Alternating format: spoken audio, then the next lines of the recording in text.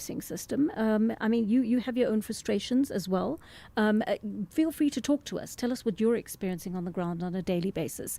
I want to take a quick call from Niti in Cape Town, who wants to talk about what we mentioned earlier, corruption and people living beyond their means. Niti, hi. Good morning. Hi, Joanne. Thank you for taking my call. Sure.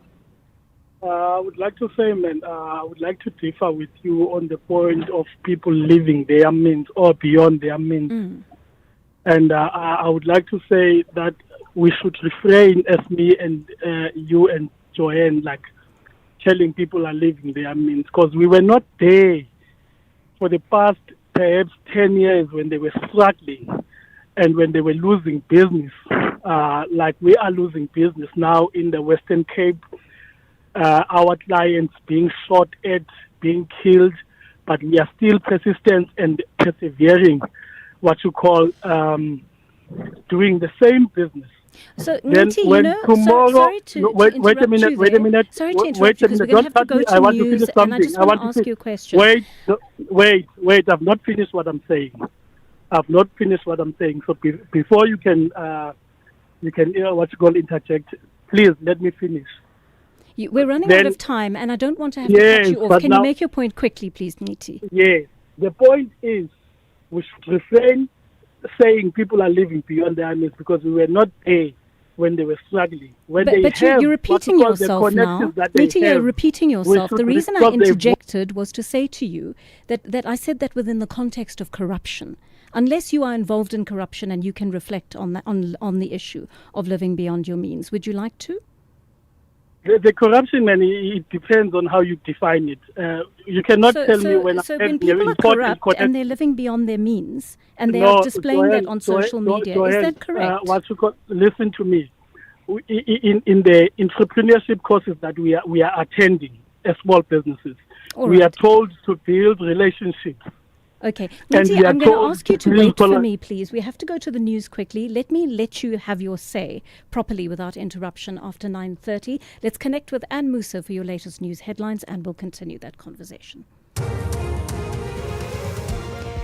Good morning. Thanks, Joanne. In the headlines, the Police and Prison Civil Rights Union in the Northwest has called for priority to be given to strengthening the SAPS in the province. The union has highlighted that the absence of a permanent provincial police commissioner is hindering efforts to tackle escalating crime. The chairperson of the Portfolio Committee on Police, Ian Cameron, has called on the President to act without delay and suspend the National Police Commissioner, General Fani Masemola, following his court appearance yesterday. And a new report says Colombian mercenaries backed by the UAE helped Sudanese paramilitary fighters capture the city of Al Fasher last year. I'll have details on these and other stories at 10. Call SAfm now on 086 000 2032. 9:32 here on the Daily Discourse. Keep those calls coming. We started a conversation with Niti in Cape Town, who is a business person, clearly, and I want to continue that conversation with him because I made a comment earlier, so let me just give you context. Made a comment earlier about people who are living by corrupt means, right? Who are getting contracts from state-owned entities, who are not providing the services that are required, but are essentially stealing that money from government because they are not providing the services. But they are living extremely lavish lifestyles, and they are sharing some of those pictures on social media, and the proceeds are essentially from crime, right? So that is the comment that I made earlier. Niti has taken exception to that. So Niti, let's hear your point of view on this. Niti, are you with us? Have we got you on the line? We're sorting your line out, Niti. Just give us a second here, please. And yes, okay, great. I can hear you now. Go for it. Thank you. Okay. So I'm not disputing what you're saying. But what I'm trying to say is that we should not look at it a narrow way. In this way, that I've worked for, I'm an entrepreneur for the past 10 years. Mm-hmm. And in the short courses that I've attended, and I was taught build relationships, right, so that you can get business, build collaborations. And now when those collaborations pop and I've built relationships, and those relationships are giving me business. That what you call I get tenders, perhaps, or get more business from these connections. It should not be looked at as corruption. It should be looked at as a business. It's a businessman. We're living in a business world. So balance what you call the pain of what I'm going through now, trying to knock in these different doors, and you're not able to get one person to respond to your email that you have sending a proposal. You understand? Yeah. And it's tough. Yes. It's tough out there. So it's tough what to I'm be saying honest. is that if this persistence, what you call trying, pop up, don't look at it as, and especially as I'm a black person from a township. So I'm trying to say balance. There's something that we call business and persistence, and when they give, don't look at it as a corruption. That's my point that I was trying to say, Joanne. So, Nciti, you've got a point there. You're making an entirely different point to the point that I was making, but you have made a very important point. And I think this is why we need to have these discussions about corruption. Because when corrupt people get contracts, it means honest people like you don't. Right? And we do not want corrupt people to get the contracts. We want the people who will build the relationships, knock on people's doors, send the emails, follow the tender processes, provide the products that have been paid for by government if they receive that tender, and do business in an honest way. And this is my point, is that when you've got corrupt people who are in the system, people like you don't have a chance. People like you do not have a chance, because other people who are corrupt are the ones who are contracting with government in your place. Do you understand what I'm saying? I understand what you're saying, 100%. But what I'm trying to say is that from this position that I'm looking at, I'm in the Western Cape, and I've been submitting documents after documents after documents, and the businesses that have been getting these tenders, perhaps, I'm just making an example, I'm not entirely dependent on tenders or something like that. And these businesses, what you call, you'd find even in the Western Cape that is purported as a clean government or whatever. Yeah. You find that these contractors have been working with the city of Cape Town for the past 15 years. They've been awarded the same tenders. And when we, as what you call small businesses, tender with those people, we don't stand a chance, because now they've even they've even find a way now to say, now if you've got less than 3 years and you've never done this, you should step aside. So the small businesses are not being what you call supported, taken into account. But what I'm trying to say is that in business there's no corruption, man. The way you're wrong there. I'm going to stop you right there. In business there is no corruption. There is such a thing as corruption. I don't believe it. Well, if you don't want to believe it, then you don't have to believe it. But the fact that it exists and you don't believe it does not mean it doesn't exist, okay? There is such a thing as corruption. People are being prosecuted for it right now. Thank you for your call, Nciti. I think it's a bit of an over-the-top thing to say there is no such thing as corruption. If you are living in South Africa and you are not aware of the level of corruption in this country, and that line between corruption and honesty doesn't exist for you, then I'm afraid you're unaware of what is going on in this country. Let's take a call from Bonakele in Khayelitsha. Bonakele, you are following what is going on with the National Police Commissioner, Fani Masemola. What's your take on that? A very good morning. Absolutely. You see, my take regarding this Masemola, the National Commissioner of Police, he appeared in court, was it yesterday or a day before yesterday? Yes, I think it was the day before. So this is actually regarding the tender that was granted or something like that. Is it about a tender or some sort? But you know, one thing that I don't understand with the acting minister Kachaliya, I'm not sure if whether I'm judging it as being unfair to this commissioner, National Commissioner Masemola, because already he's calling the president to suspend the guy. Just because he appeared in court. I mean, is there anything wrong with him? Was he found guilty, or because he appeared in court regarding this whole issue? So it must be suspended, calling the president to suspend the National Commissioner of Police Masemola. But for me, it's a difficult question, right? Come again? It's a difficult question because on the one hand, I mean, we've even had experts on the show. You would have heard of Dr. Lochner on Kathy's show this morning saying, this is a PFMA issue, right? So this is a kind of policy that governs tenders and the awarding of tenders, etc. And how it's the handling of that over which he's appearing in court. He hasn't appeared over corruption, for example. It's a position that requires the president to make a decision on which whether he should be suspended or not. So it's quite a process, getting it done. And I think the process would be that the general would then have to go to the president. If the president called him in and said, "I'm thinking of suspending you," he would have to give reasons as to why he should not be suspended if he wants to stay on in that position. Exactly. Okay. Yeah. No, I understand. So it's complicated, Bonakele, but yes, there isn't a very clear much complicated, of course. Thank but, you. Okay, anyway, Thank you. Thank you, Bonakele. Great. Tsetlo Bye-bye. in Limpopo also wants to talk about Fani Masemola. What's your take on this, Tsetlo? Tsetlo, hi, can we hear you?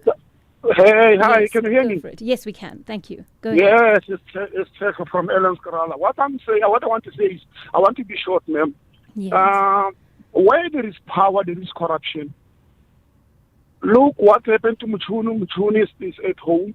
Nothing is happening to him. But all those small fishes, they are the one who are suffering. But in short, I wanted to say, where there is power, there is corruption.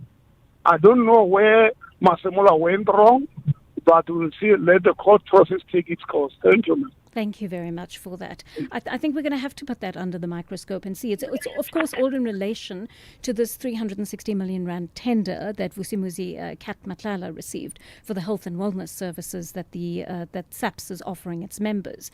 But it is a massive amount of money, and if you look at the composition of that company, Medicare 24, that got the contract, I mean, no one in their right minds would very likely give someone with no experience whatsoever a contract of that nature. And now the top cop is having to answer for that. Let's take a short break. When we come back, we'll take more of your calls and voice notes. If we have rights, shouldn't we also have opinions? SAfm, leading the conversations that move us. Top Billing is back with a bold new chapter and fresh new faces leading the way. Get ready to experience the world of luxury, travel, design and inspiring stories with our dynamic new presenters, Zozibini Tunzi, Bryony Governor, Arno Greef and Sinemivuyo Mpulu. They will bring their unique style, energy and perspective to every moment. The all-new season of Top Billing premieres on S3 Thursday the 30th of April at 7 p.m, repeats Tuesdays at 9:30 p.m. on SABC1. Top Billing is back. You don't want to miss it. Across South Africa, online and on radio. SAfm, let's talk. Just after 20 minutes to 10 here on the Daily Discourse on SAfm. Many of you responding to that call we took earlier on the issue of corruption. Let's listen to some of your voice notes. Hi, Joanne.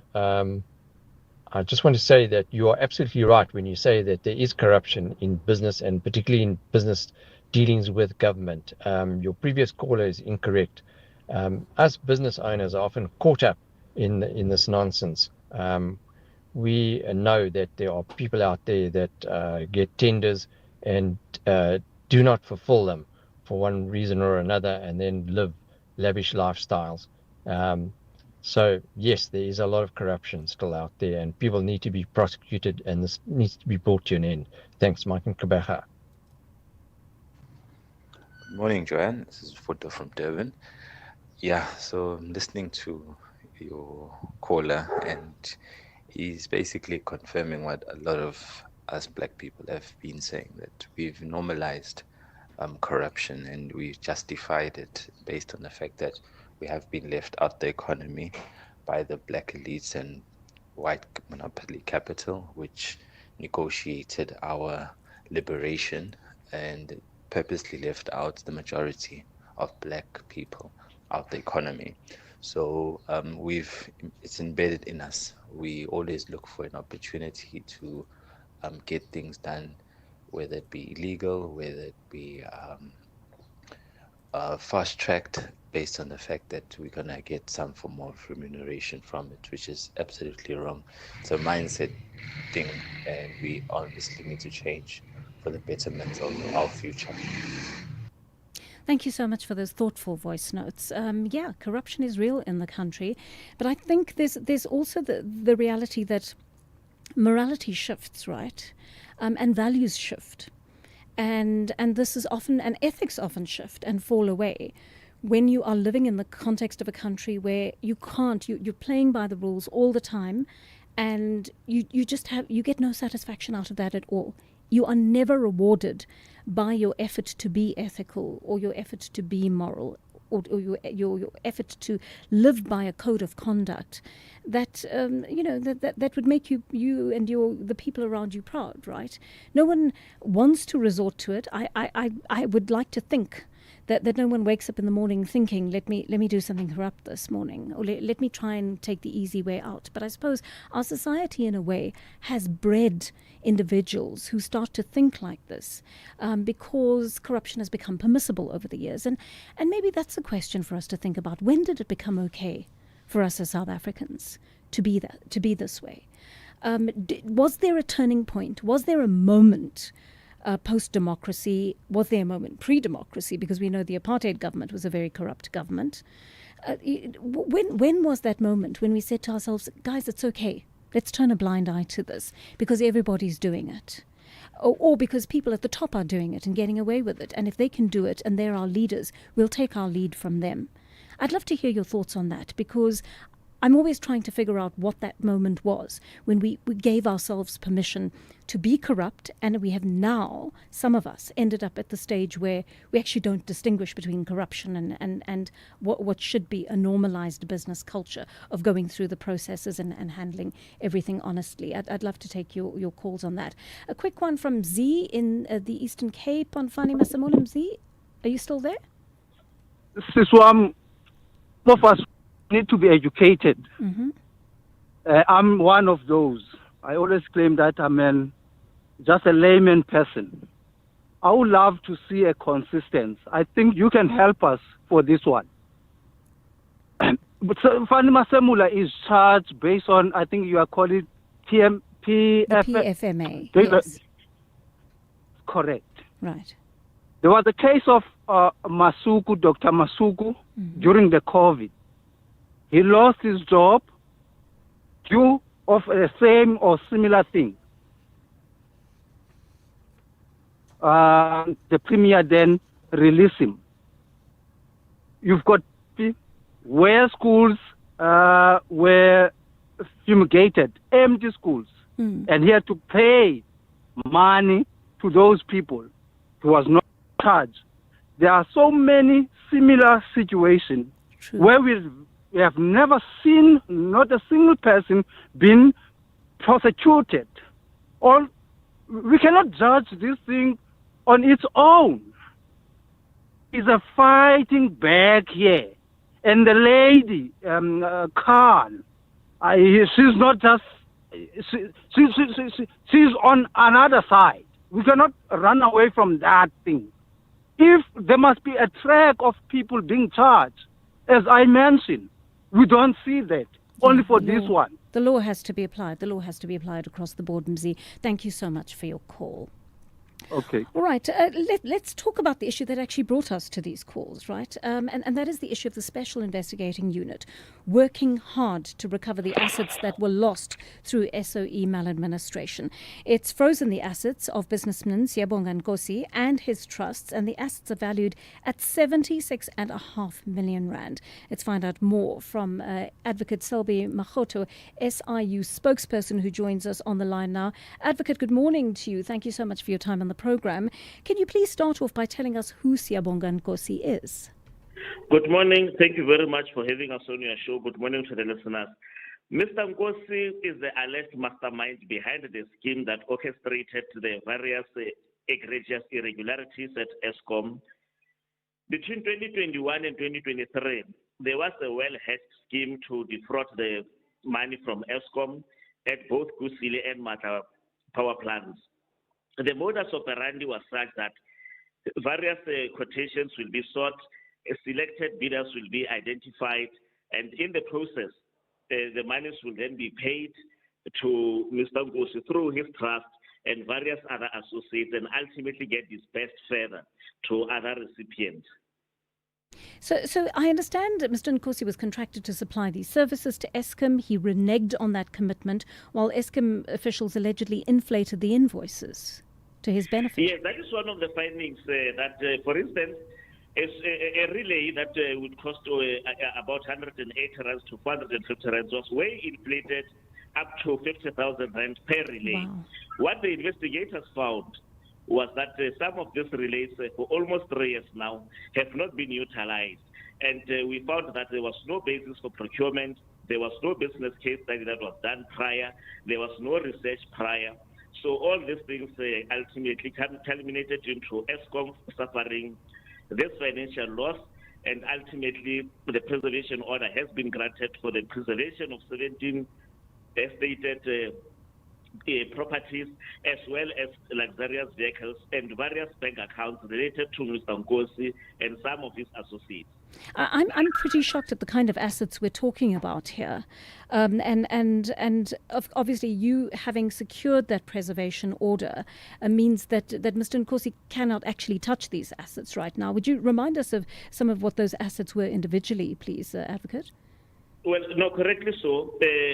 He cannot touch the properties.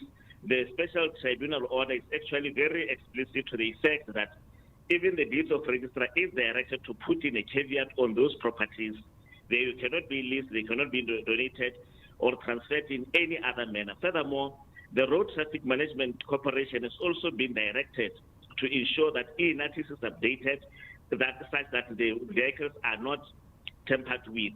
And also, the order further directs that these vehicles needs to remain insured throughout the civil litigation process, so that at the end of the civil recovery proceedings, these vehicles can still be available to us for further disposition if such a need arises. So we are talking of properties that are in KwaZulu-Natal, in Mpumalanga, and in Gauteng. These are in estates, affluent, and very in quite security guarded places. I mean, this is one example of the action you're taking as the SIU to recover stolen SOE money. How widespread is this campaign of yours? Well, based on this is quite a widespread problem. The proclamation actually goes into detail as to what actually needs to be done.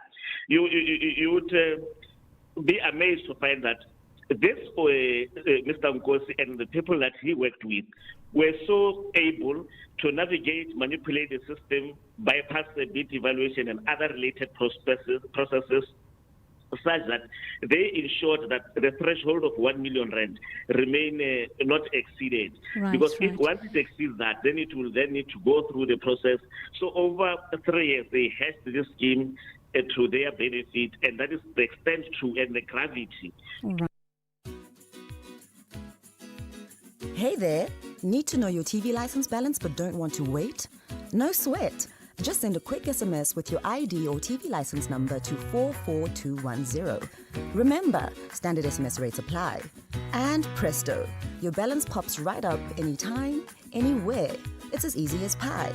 So why procrastinate? Give it a try and get your info in a flash. T's and C's apply.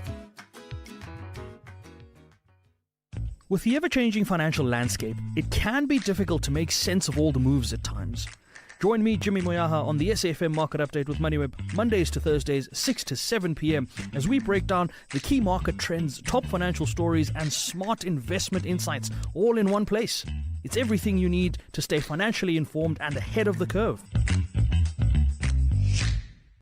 Top Billing is back with a bold new chapter and fresh new faces leading the way. Get ready to experience the world of luxury, travel, design and inspiring stories with our dynamic new presenters.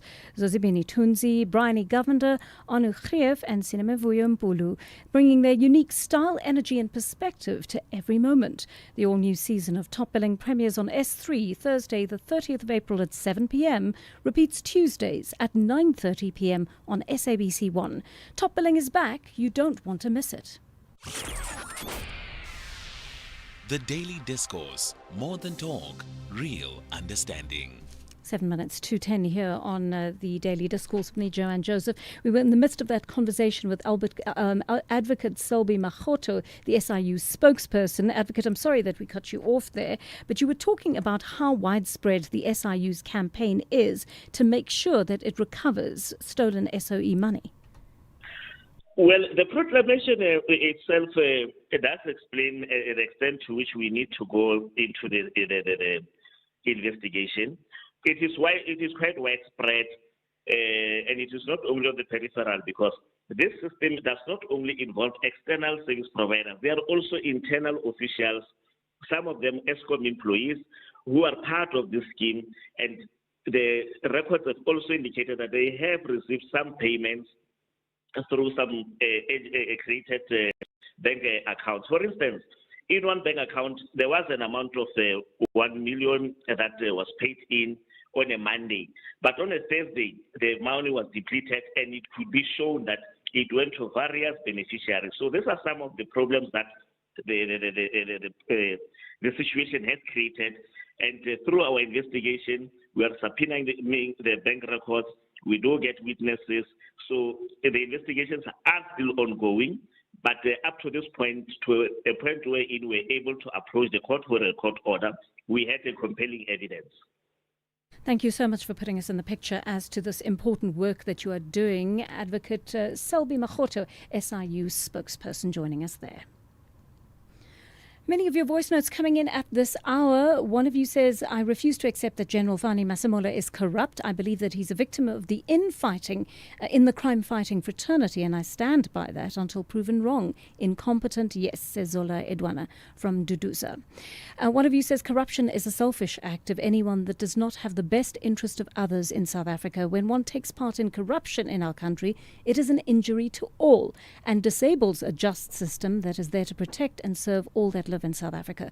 Corruption should never be pardoned, as it is a deliberate act of self-gain and direct selfishness. I think that's certainly some very strong words, but I think this is the set of values we need to live by as South Africans in regard to corruption. Some of your voice notes coming in. Let's listen to those. Good morning. You know, ma'am, you passed a comment earlier that the apartheid government was also corrupt. At least they delivered on their promises. At least when contracts were awarded, they were finished timeously. At least services were provided that were promised, not like today. So I think the important thing we need to remember was that the apartheid government served one small minority group, right? And that group benefited from the contracts. That group benefited from the infrastructure, from the facilities that the apartheid government managed, and that was why. I think if you belong to that group, it seems like the apartheid government was really efficient in the way it delivered services. But let's remember, there was a divide and rule. It was a divide and rule law, right? So the vast majority of people in our country never received any services. And that has been part of the difficulty with when you transition from being a country that only serviced a small minority, that has got to extend those services to an entire majority and include everybody in South Africa in those services offered, then the goalposts really do move. Many of you speaking about the issue of obstetrical violence and what they have experienced at hospital level in regard to nurses. Good morning, Joanne. I'm here in Cape Town. Joanne, what I noticed in a public hospital, it's terrible. You know, a month ago in public hospital, and I see the way female nurse are treating patients. You won't believe it. People are suffering. People are in pain. They don't care. They are so insensitive. I, as a patient as well, end up helping, caring people there, like I become a doctor or a nurse. You know, so I don't know. Maybe they should have something to rotate these people that working in the public hospital, or to check on them, because they don't have a heart. They don't have a heart. And most of those things are done by women. You know, it's women that are torturing other women or are not sensitive to other women. This is so terrible. And I saw it myself too in Cape Town. Thank you. Morning, Joanne. I'm actually quite triggered by your topic this morning. I lodged a complaint about the very same kind of issue about a female doctor, and I was called yesterday, and the doctor is now almost end of April, has no remorse. And I said the same thing as the gentleman was saying. I don't understand how another woman hates another woman. This doctor has no remorse. I'm actually quite in shock and disbelief. Yeah, yo, it's quite triggering. Yeah. Yeah, I'm sorry that, sometimes we do actually have to run these stories, and we should run them with a warning, actually, to say that we're about to talk about something that is going to trigger you, because people are just so traumatized by the kind of experiences that they're having. But at the same time, I'm heartened to hear that people are taking action, that complaints have been laid.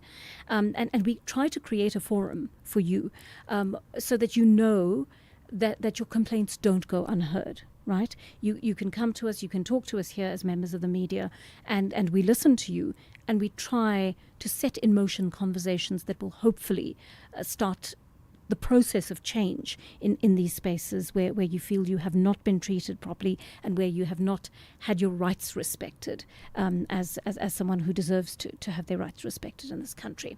All right, we are heading for 10 o'clock here now on the Daily Discourse, and Musa is standing by with your latest news bulletin.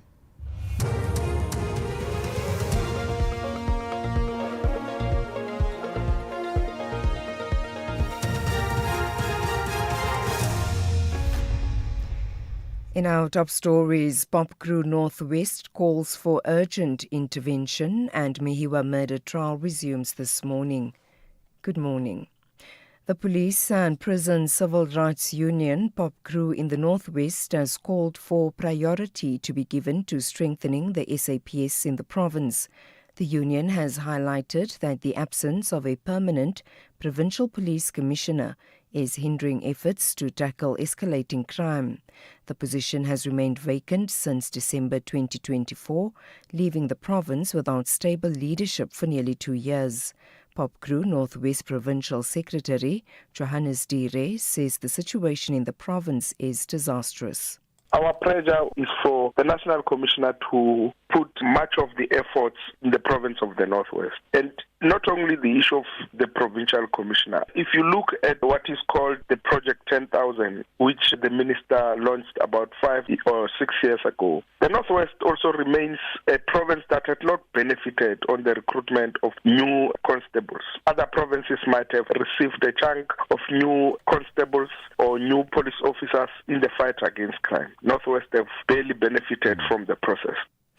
The prosecution in the Senzo murder trial is expected to continue its cross-examination of accused number 2, Bonkani Ntanzi, focusing on allegations that he was tortured into signing a confession statement when the trial resumes this morning. State prosecutor George Baloy, has accused Ntanzi of giving conflicting testimony about events surrounding the signing of the confession statement. Ntanzi is under cross-examination at the High Court in Pretoria, where 4 other men in connection with the 2014 murder of Mihiwa. I was assaulted there in the presence of Rapadu, and I was being assaulted, my Lord. Brigadier Gininda was seated there, I think now at the back of the vehicle, seated at the boot of the vehicle. Well, we put it to that what you're saying, that they were seated next to each other on the boot is something new. You were clear in the trial, within the trial, that Brigadier Gininda sat on the boot of the vehicle, and in your evidence in chief.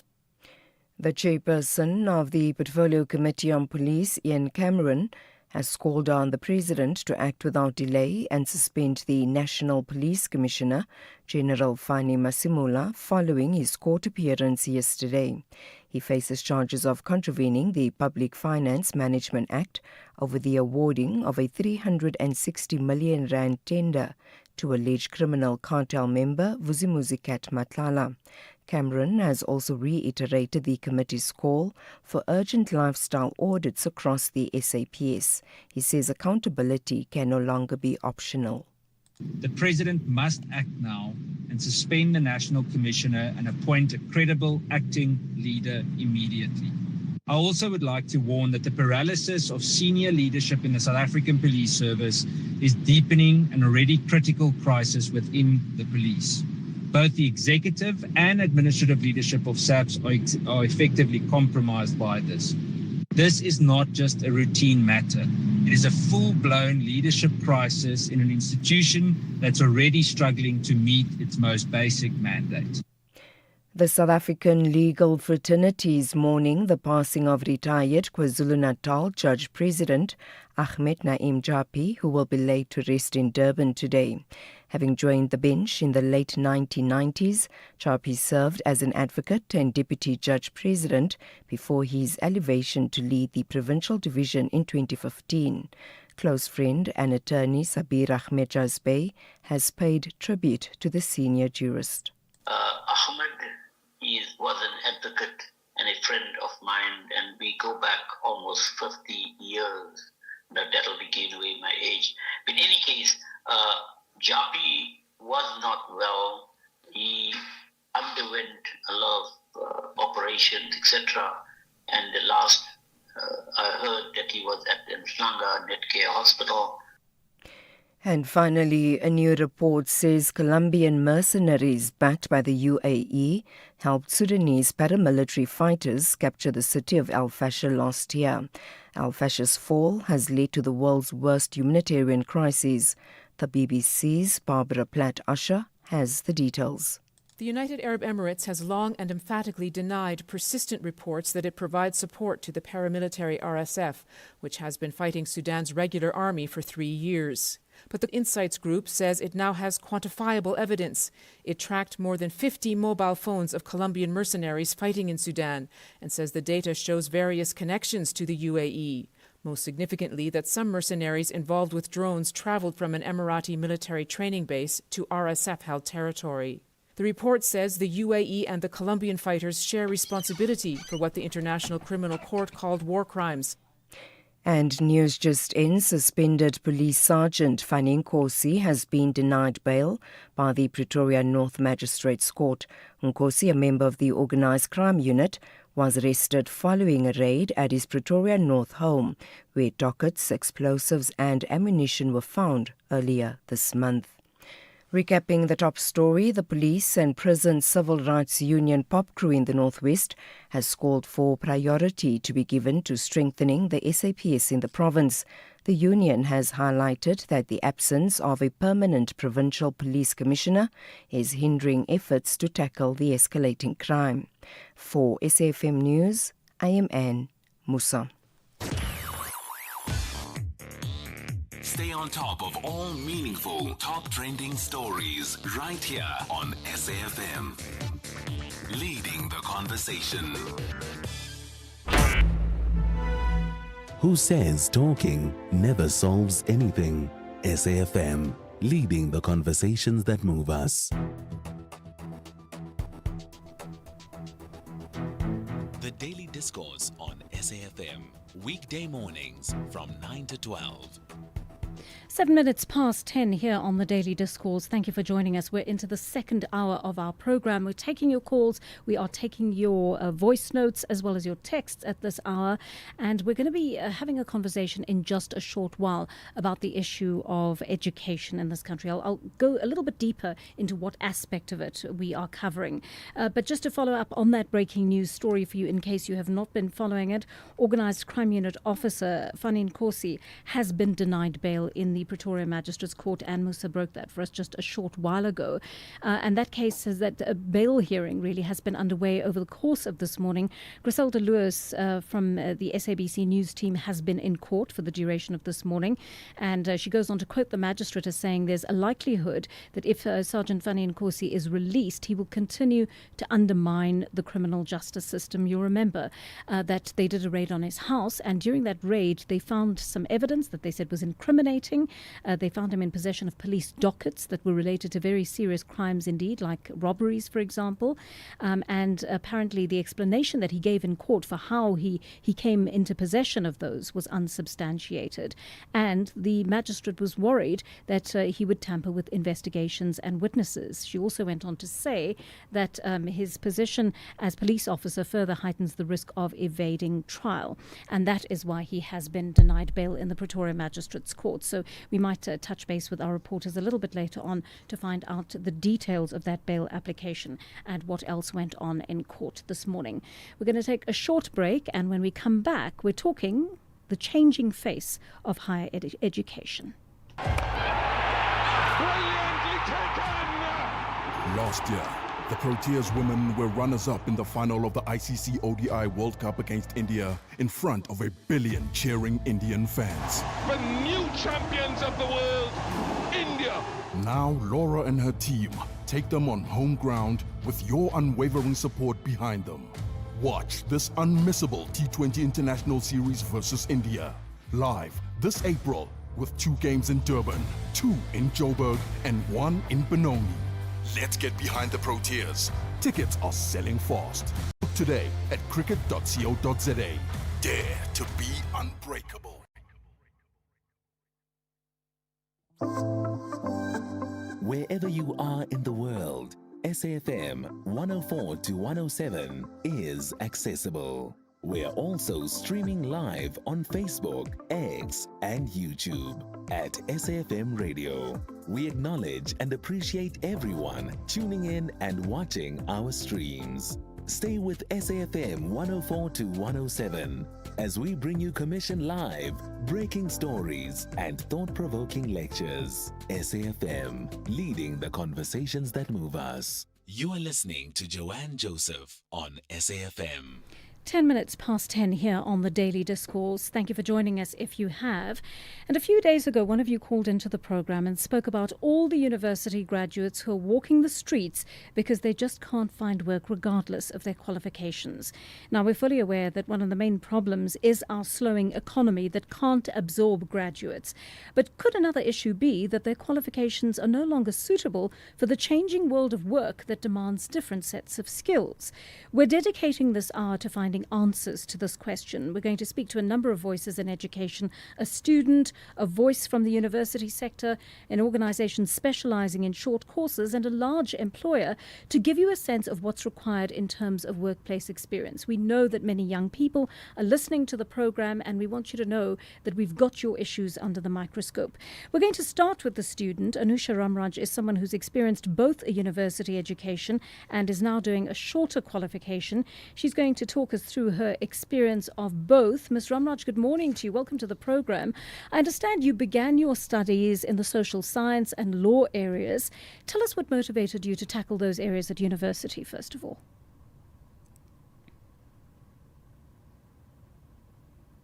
Ms. Ramraj, are you able to hear us? All right, we appear to have a problem with that line.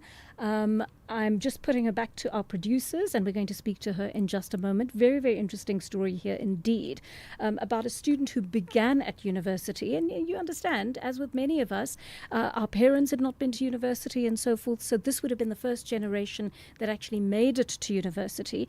And that would be the aspiration, as it is, as in many families across the country, for their children to be able to go to university, to be able to get a professional kind of education in that regard and qualify with a degree.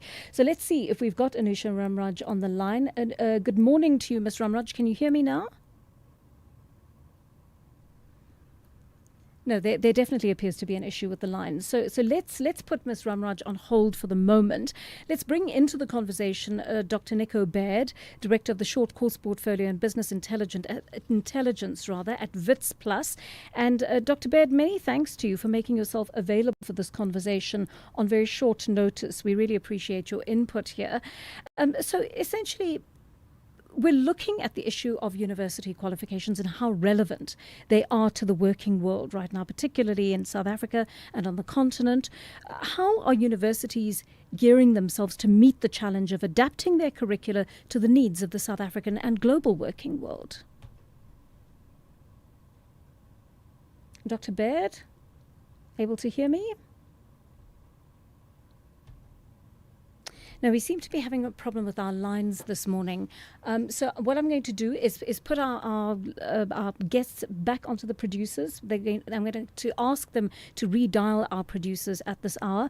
We're going to take a short break, and when we come back, we will continue to have this conversation about education. Let me just quickly remind you of our studio lines. If you'd like to get the conversation going, hopefully we can hear you. 086 000 2032 is our studio line. Our WhatsApp line 0614 104 107. We can certainly play voice notes if we're not able to hear you. So keep those coming so that we can get the conversation going. SAfm has signed a code of conduct that is enforced by the Broadcasting Complaints Commission of South Africa. Under the code, we are committed to giving news that is accurate, comment that is fair, and programming that is not harmful, does not amount to hate speech, or contain violence or explicit sex. If you think we are not living up to that code, then you can inform the Broadcasting Complaints Commission of South Africa. Direct any complaints in writing to the Broadcasting Complaints Commission of South Africa. PO Box 142365. Craig Hall 2024. Fax to 011-326-3198 or an email to bccsa@nabsa.co.za. For more information, please visit www.bccsa.co.za.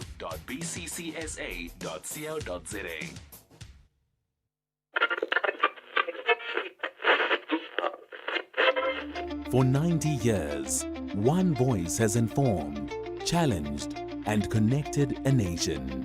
SAfm, South Africa's national English public radio station.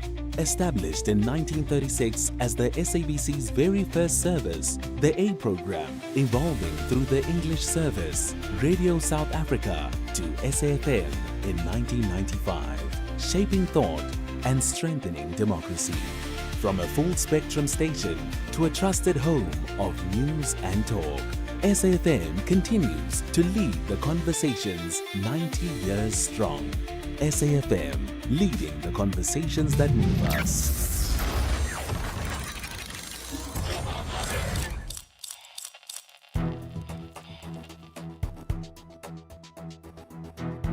The Daily Discourse on SAfm, weekday mornings from 9 to 12. 15 minutes past 10 here on the Daily Discourse, and it appears the gremlins have taken over the system. I'm going to try this all over again, and I'm going to hope it will work.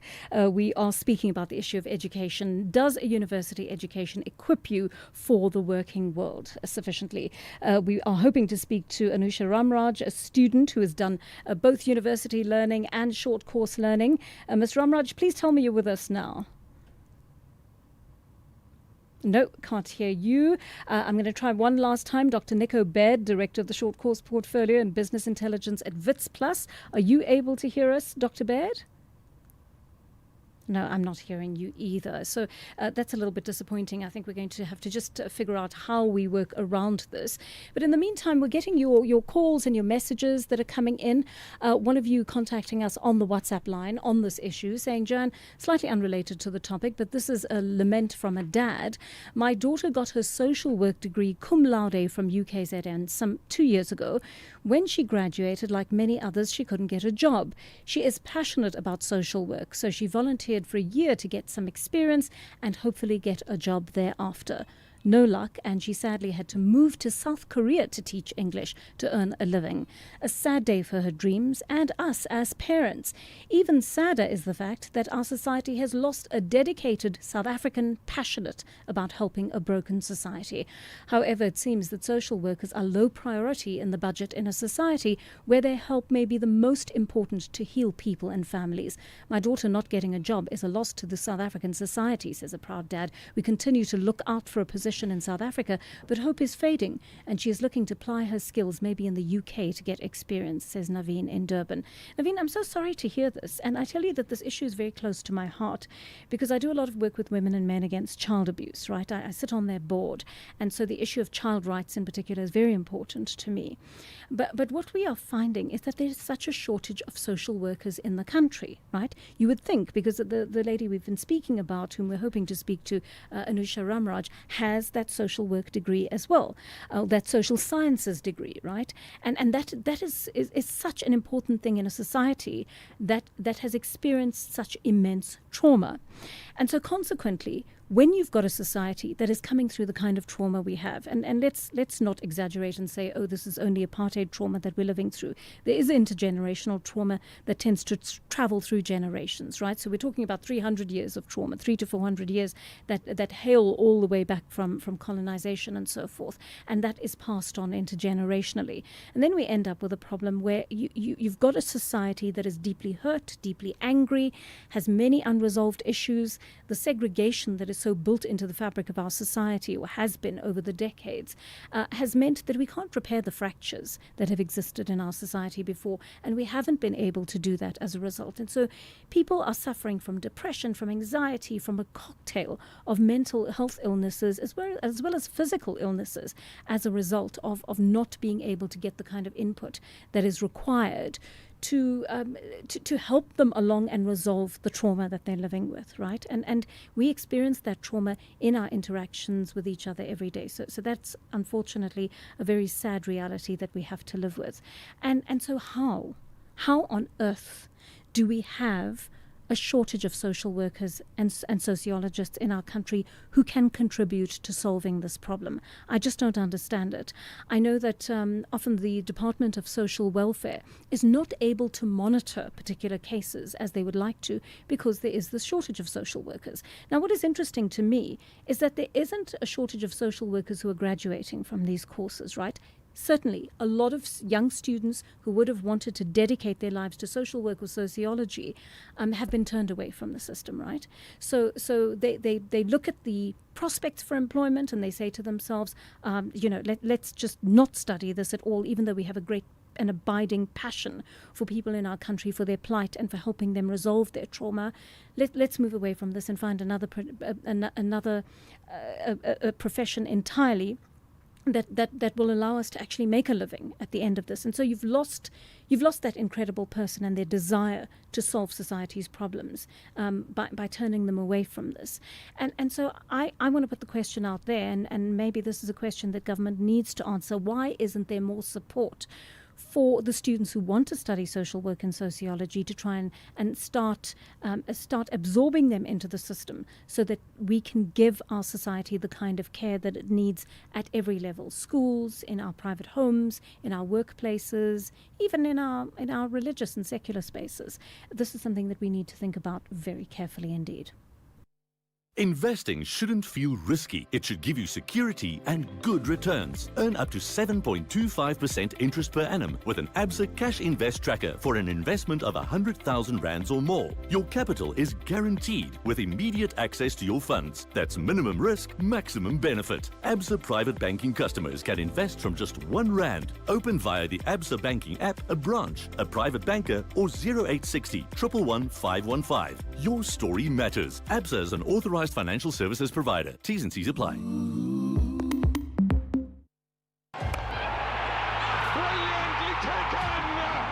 Last year, the Proteas women were runners-up in the final of the ICC ODI World Cup against India in front of 1 billion cheering Indian fans. The new champions of the world, India.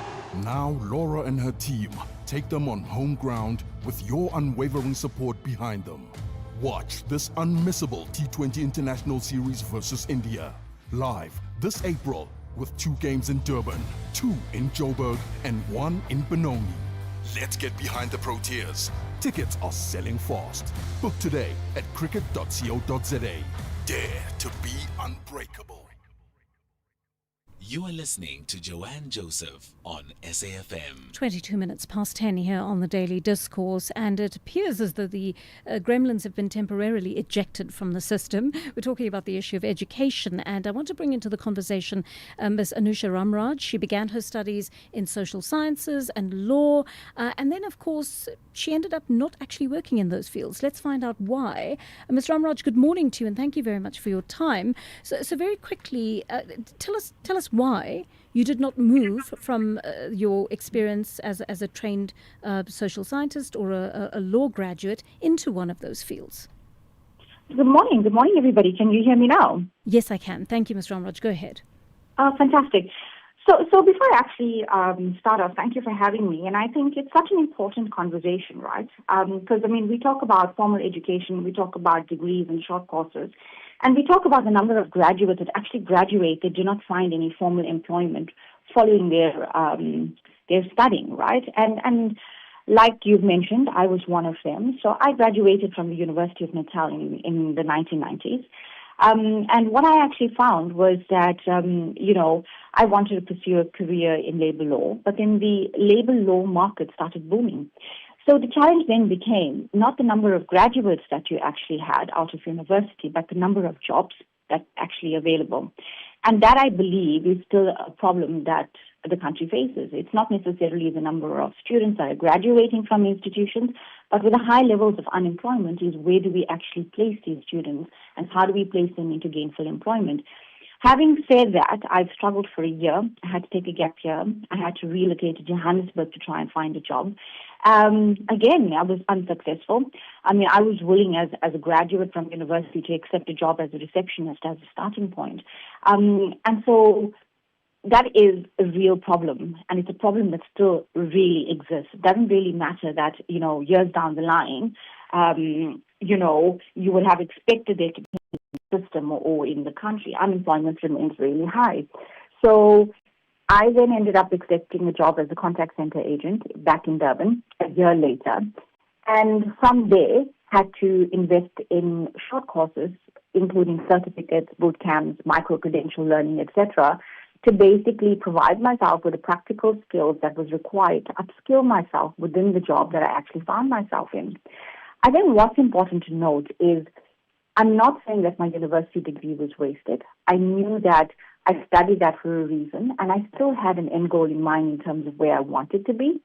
And I used the micro-learning and the short courses to help me evolve effectively in the job market, to be able to gain more skills, more practical skills to grow to where I wanted to be eventually.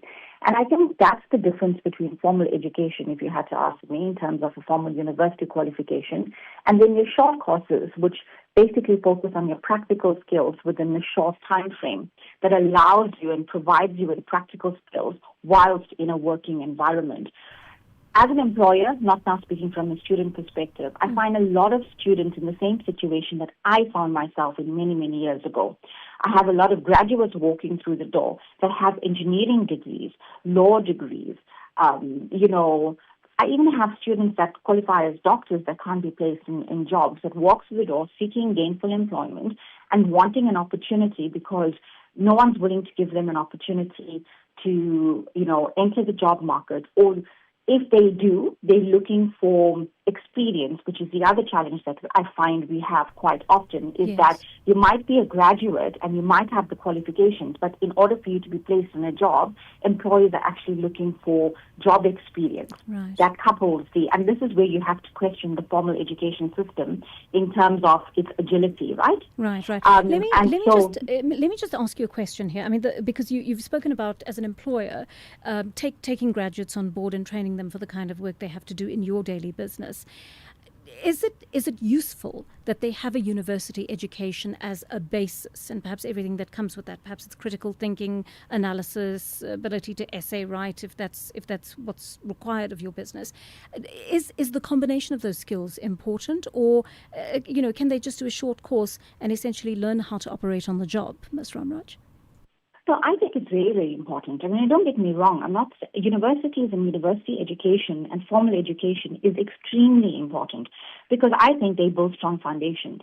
So irrespective of whether you can get placed in a job or not, and that eventually does come, right, depending on the opportunities that are available, I think universities and formal education build hugely strong foundations. They shape the way people think critically.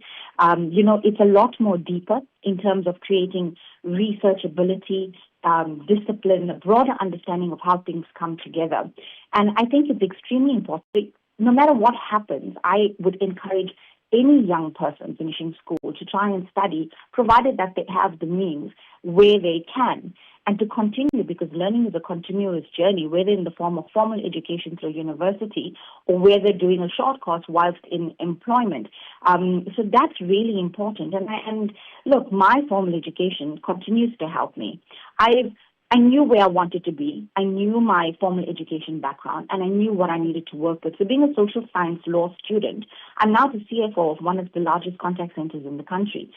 Having said that, my education, the subjects that I focused on, not only helped shape the way I actually think in terms of my foundation and my discipline and my ability in terms of research and thinking more broadly, but it's helped shape the way I make decisions, the way I collaborate with the industry and other people. It helps me support people entering the workplace. There's so many skills that you can gain from formal education.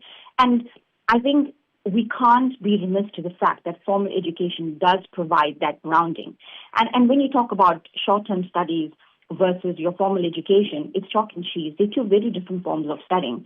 So it's an interesting conversation, an interesting contrast, and two forms of education that give you two very different things, if that makes sense. Absolutely. Ms. Ramraj, thank you so much for your insights into that story. We're going to take a news bulletin in a short while, and we're going to continue the conversation with Dr. Nico Baird from WITS. He actually looks after their short course portfolio.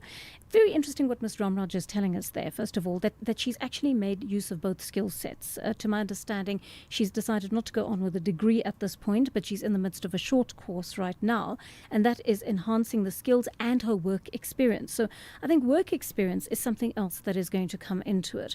A lot of young people starting out will go to an interview and knowing that very little work experience is ever given to graduates.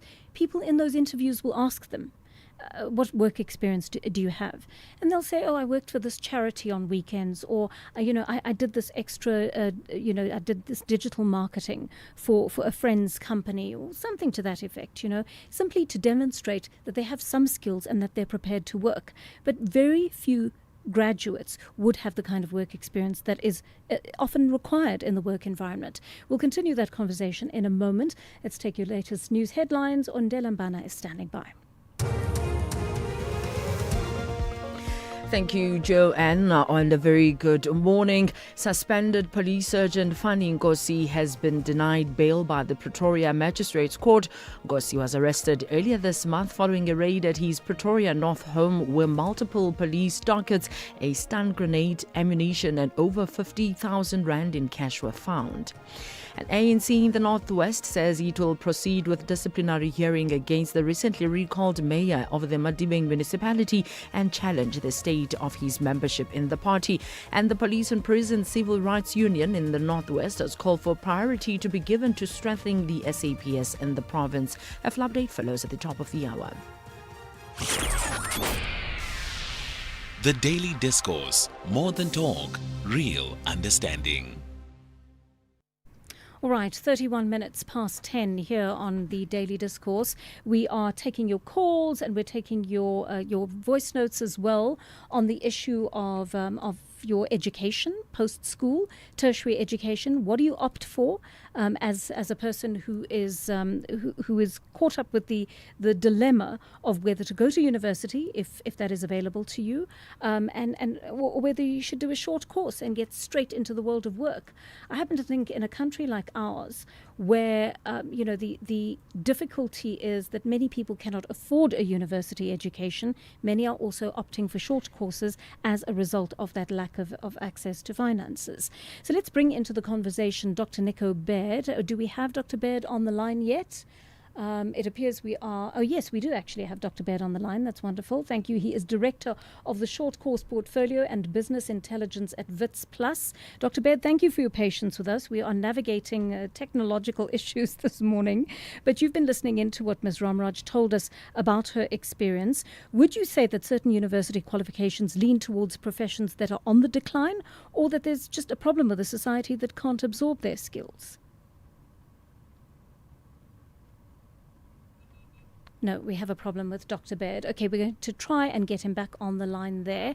Let's see if Dr. Kirshen Pillay, the CEO of GIFTS, is with us. Do we have you on the line, Dr. Pillay? Not yet. Having another problem with that line. Okay, I'm going to take some of your voice notes and your comments at the moment. One of you says, "Good morning, Joanne. Thanks so much for tackling such an important concern. Hopefully, tertiary institutions will adjust accordingly." Kentosh from the Eastern Cape is speaking to us this morning on the WhatsApp line. And yes, I'm hoping we're going to see adaptability, because I don't think we must throw the baby out with the bathwater and say, well, let's write off a university education. Many people who are really benefiting from short courses are people who have had their roots in university education. And so I think, I always said to my mum and dad that the reason that I'm most grateful for a university education is you won't remember everything that you learnt in all the time that you were at university. But what university does leave you with is the ability to think critically, right? They teach you how to think, not what to think necessarily, but how to think, which is quite important, because they give you the tools for analysis. And so you find, if you've had the privilege of a university education, you're often able to move through the world in a way that helps you to decode everything around you. You're constantly thinking, you're critically thinking about things you hear that are said to you. You switch on the TV and you watch it, and you watch advertising, or you watch a film, or you watch whatever, and you're constantly decoding, right? It becomes second nature to you. You don't think about it anymore. Someone makes a blanket statement to you, and you don't take it on face value. And that is really important as a South African citizen. We are often in the firing line. In fact, no matter where you are in the world, often in the firing line of propagandists, of people spreading misinformation and disinformation. And I think that the important thing is that we are able to decode that. It makes us more responsible citizens, even when we go to vote and we express our concern with the situations in our country at the ballot box, or express what we are happy with in the country at the ballot box. We're doing that because we're able to critically think about all the information that we've been able to absorb. One of you says, "Comment on how the goalpost is always shifting regarding education and skills." And it's going to keep shifting, especially with the invention and the proliferation of AI now, right? I think that's something else that must come into our conversation as well. The issue of how AI has affected studies at the moment. I don't know if any of you have children in tertiary institutions, or if you are studying at a tertiary institution, or if you have a child at school at the moment. You'll see that this is becoming a really big deal. We may end up with a generation of young people who are not able to do that analysis, even if they go through a system like a tertiary institution, because they are leaning more than ever on AI, on the issue of, the availability of ChatGPT and all of these AI systems that allow you to simply type in a dilemma, and you've got the answer to it, right? So if you're a student and you are looking at the issue of, you're given an essay topic for argument's sake, and you're looking at that issue, and you don't really know how you are going to even begin answering that essay question. All you do is type it in, and then you're getting an answer from an automated system, a bot essentially, that is telling you how you should be thinking about it, and you regurgitate that. You put it into an essay writing format, and you hand that to your teacher or your lecturer, and you say, this is what I came up with. And I think that's why a lot of tertiary institutions as well as schools are now resorting to software like Turnitin. Whenever you turn your work in, you've got to put it through that software first to ensure that you're simply not just regurgitating what something automated has told you to say. You've actually thought about the essay topic, you have reflected on it, and you've shown application by being able to write on that. So we are still working right now on our issues here in studio. We're having a problem getting through to our guests on this issue, and we're going to see if actually we can speak to one of them at this point. We've got a large employer on board with us, and hopefully they're going to be able to share some of their practical insights with us. Clicks retailers employees number hundreds of people around the country, and I'm hoping that we're going to be able to speak to the HR executive, Jamina Nyikana, who has a great deal of experience in searching out the required skills for her business. Ms. Nyikana, are you able to hear us? Are you able to hear us? Morning. Good morning. Oh, this is fantastic. Morning. So you're the first person we'd be able to reach. It's been earth to Ms. Nyakana, earth to our guests out there. I'm so glad that you're the first one who's been able to join us. So thank you very much for making the time. As we said, you're an HR executive at Clicks. Tell me, what are the kinds of skills that are most sought after in the workplace right now, in your experience? I think for us being in the retail space, really, it would be skills around, problem solving, critical thinking, financial acumen. I think some of those problem solving are some of the key ones, if I just mention a few. So tell me, how do your degreed employees perform on those tasks that you've just mentioned versus those who have done short courses or who have micro-credentials, which essentially are these shorter courses? Short courses. I think it's different, for us when we look at those roles that are traditionally requiring degrees and all that, we understand that at an entry level, we get cohorts that come without those core skills that we are looking at. Because when we have the conversation about this, it almost feels like we are saying universities must have people that are fully fledged in terms of knowing the job. So we understand that there are gaps. But in terms of our workforce profile, we have those roles that we require degrees, but at entry-level roles, we do have those roles that require skills or short courses, or even plain matriculants. We've got solutions for that. So I know that one of your areas of specialization is learning and development. What are the kinds of courses you would put your employees through to be able to grow their skill sets, particularly those who don't have the same backgrounds that you need coming into the job? Okay. We actually have a solution that we offer in terms of our development profile. So if you start, for example, with our store employees, we've got programs where we target unemployed matriculants. In that case, we just expecting them to come in with a matric, and we actually provide occupational learning programs such as checkout operator. We provide customer service training, product knowledge training, and then over time we top up those skills. At the higher tier, in particular in our pharmacy, we've got programs where we're working in partnerships with universities where we provide what is called externship hours. This is practical workplace experience where these students, whilst they're at university, they spend a certain number of paid hours whilst they learn and work in a pharmacy.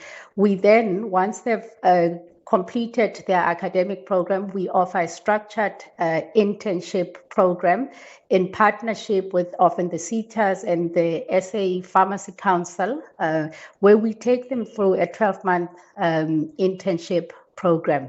At the next year, we also have graduate development programs where we actually get in unemployed graduates and we put them on short courses to be able to top up and close those gaps. Joanne, I also have to tell you, we've started a program where we're targeting TVET students to also provide them with work-integrated learning whilst they are studying. And then once they've completed, we also put them on those internships, because we understand that this is not a one-size-fits-all. You kind of have to find different solutions for different areas in your business. And of course, then we offer learnerships. We do have accreditation to offer some of the retail learnership programs. And then at the high level, we offer short programs that often we do it in partnership with institutions of higher learning or private colleges. You know, you're certainly reflecting the thoughts of an HR leader who is very proactive in how you educate your staff members.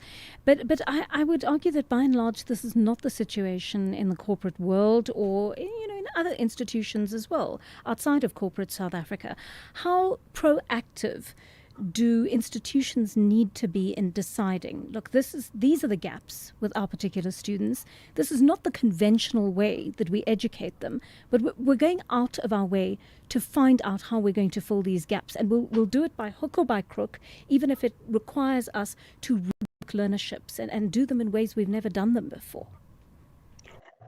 I think in everything, we are required to be proactive and to think about things differently, because certainly at the rate of change and how things are going in the workplace, you constantly have to be on the lookout. For learning institutions, the traditional ones, universities or universities of technology, it has to be an active and proactive way of saying which institutions or which corporates actually can we partner with to provide those learning opportunities for our students, because they have an interest, they should have an interest in saying, how do we build those pipelines?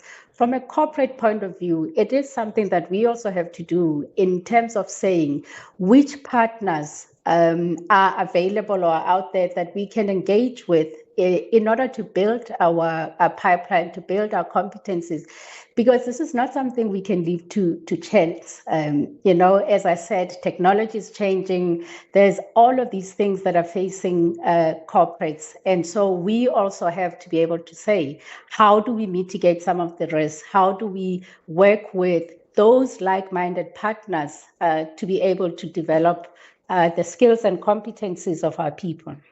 So I'm going to leave it there for now, Ms. Jamina Nyikana, HR Executive at Clicks, and I'm going to ask you to stay with us. We're trying to get hold of Dr. Kirshen Pillay, CEO of GIFTS. Dr. Pillay, are you on the line to us? Can you hear me? Good morning, Joanne. I am. Okay, great. That's wonderful. I'm glad you've been able to join us, and thanks for your patience with us this morning. You're a graduate of traditional institutions, and yet you've chosen to take a very different approach, tailor-making what are often shorter courses for students who are either entering the workplace or are active in it. Why have you taken this approach, Dr. Pillay? I think the answer is very simple. What has been done in the past no longer suffices for the world that we live in today.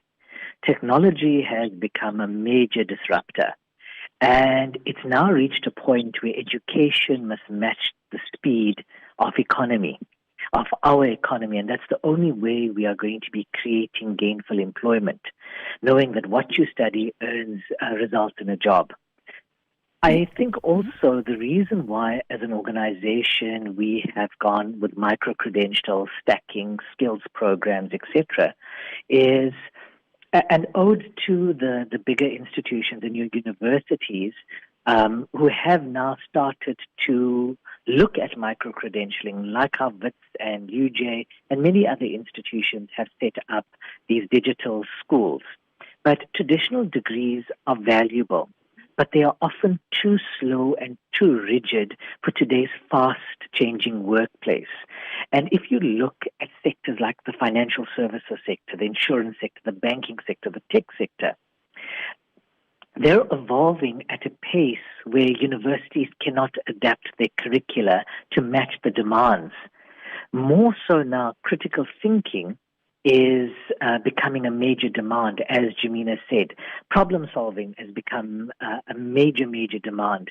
So in order for us to close the immediate skills gap, we require these micro-credentials and these stackable qualifications that do eventually lead up into degrees, but we need to provide learning that helps professionals stay relevant, not for what they're doing now, but for the future. But most importantly, we are providing just-in-time learning, not learning just in case. And education has evolved so much. It's no longer about a once-off event that you do in your early 20s. It's something that has become a lifelong journey called continuous professional development. So, Dr. Pillay, your organization specializes in asynchronous learning. What is that? How does it benefit students? So asynchronous learning, very simply put, means you do not have to be in a live class at a fixed time. Now, students can learn at their own pace, study after work, on weekends, revisit the content multiple times. So, for example, let's assume you are in a lecture class and you didn't understand it. You can't rewind your lecture a lifetime. But in an asynchronous class, you can go back, you can listen to the content. It actually, what it does is it supports people in remote and underserved areas. It reduces barriers to entry like time, affordability, travel. It also allows you to work and earn. But most importantly, it puts the control of education back into the hands of the student. And I think that's what's so amazing about asynchronous learning. And most importantly, it gives us the opportunity to get lecturers from all across the world to share their knowledge in this global economy. Now, we know Africa is going to account for a significant part of the world's workforce in the years to come, and yet we've fallen behind both as a country and a continent. How do we catch up without compromising the quality of our education? So ultimately, we need scale and quality, but we also need the right model. And, one thing I'm so proud about Africa is that we have the ability to leapfrog. So now that we know that the Western models will not fit Africa, we can learn from the mistakes of what has happened everywhere else and develop our technologies and leapfrog. And in doing this, what happens, Africa's advantage is its youth. And if we educate our youth at scale with the relevance, we do not just catch up with the rest of the world, we lead the rest of the world.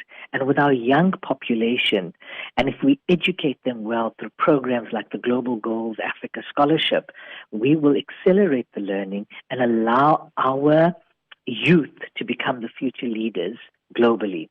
By leveraging technology, building on private partnerships, private and public partnerships, and also prioritizing the skills that drive the economy. And right now, that is technology, it is problem-solving skills, and critical thinking skills. Dr. Kirshen Pillay, CEO of GIFTS, thank you so much for your insights there. We're going to take a short break. We'll speak to Dr. Nico Baird from WITS after the break. SABC2 is bringing the heat. New shows, new faces, and stories that hit home like the one I'm in. It's called Pimville, and that's where you can catch me, Gege Mputi, every Monday to Friday, 9 p.m. sharp. Live in every beat, the pulse of SA.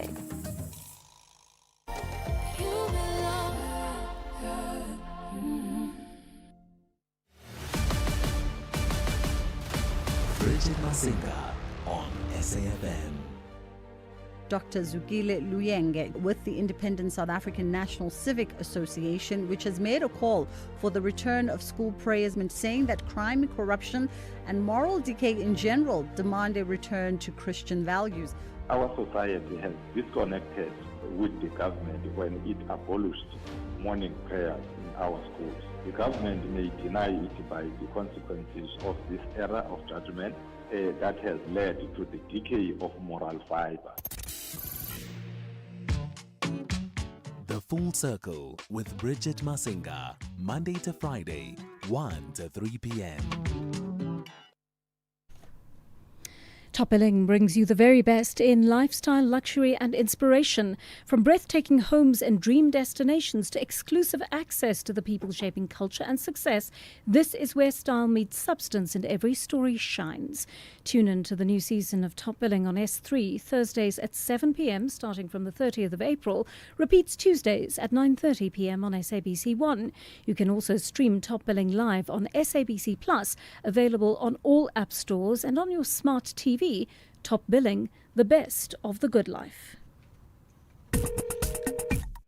Call SAfm now on 086 000 2032.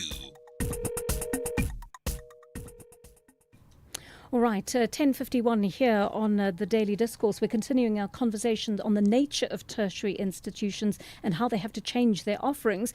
Dr. Nico Baird, Director of the Short Course Portfolio and Business Intelligence at WITS Plus, is on the line to us. Dr. Baird, apologies again for the wait, but thank you for your patience with us. You've listened into what the other experts have to say.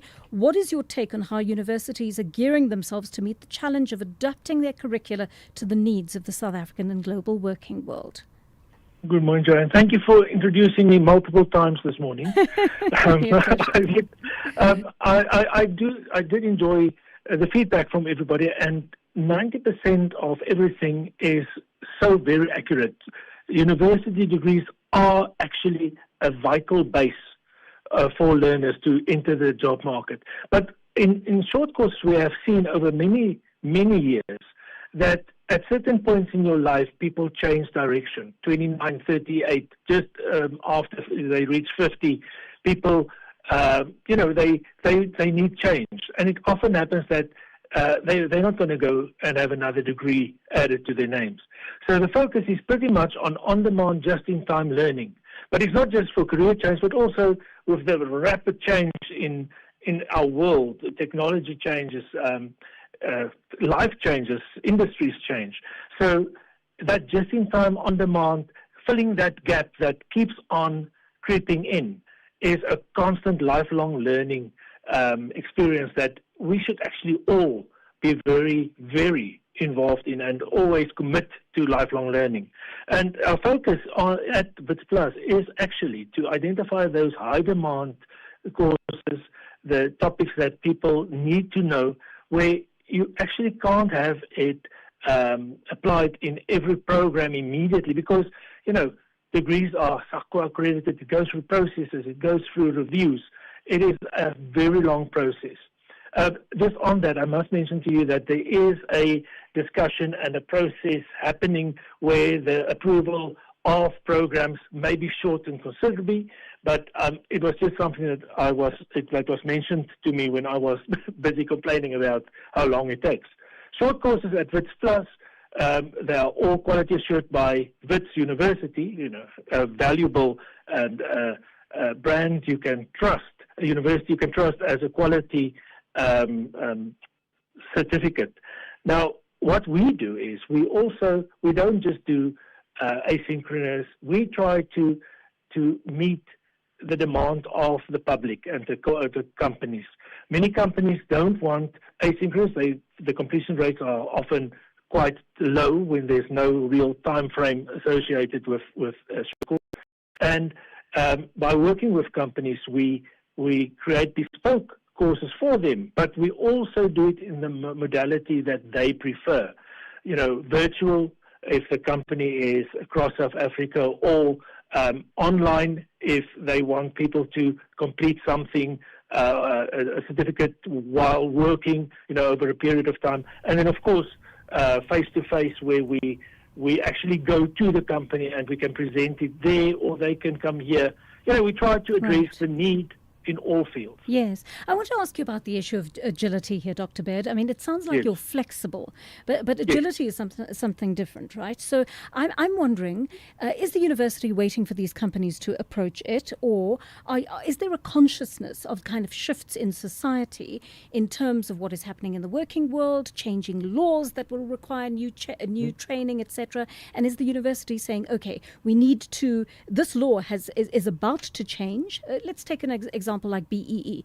We need to immediately institute a course that is going to deal with that, or we are going to have to adjust our course and tweak it accordingly. How agile are you in responding to societal shifts that require changes in learning? Extremely, because it's funny you mentioned the BEE course. We are actually currently at this very moment putting in place the update of our BEE course, so that we can adhere to all the new things, align with what is new and needed in the market. All our courses, our short courses, are reviewed at least on an annual basis. One of our primary things is to constantly update, because if a course becomes stale, nobody's going to take it, nobody's going to enroll.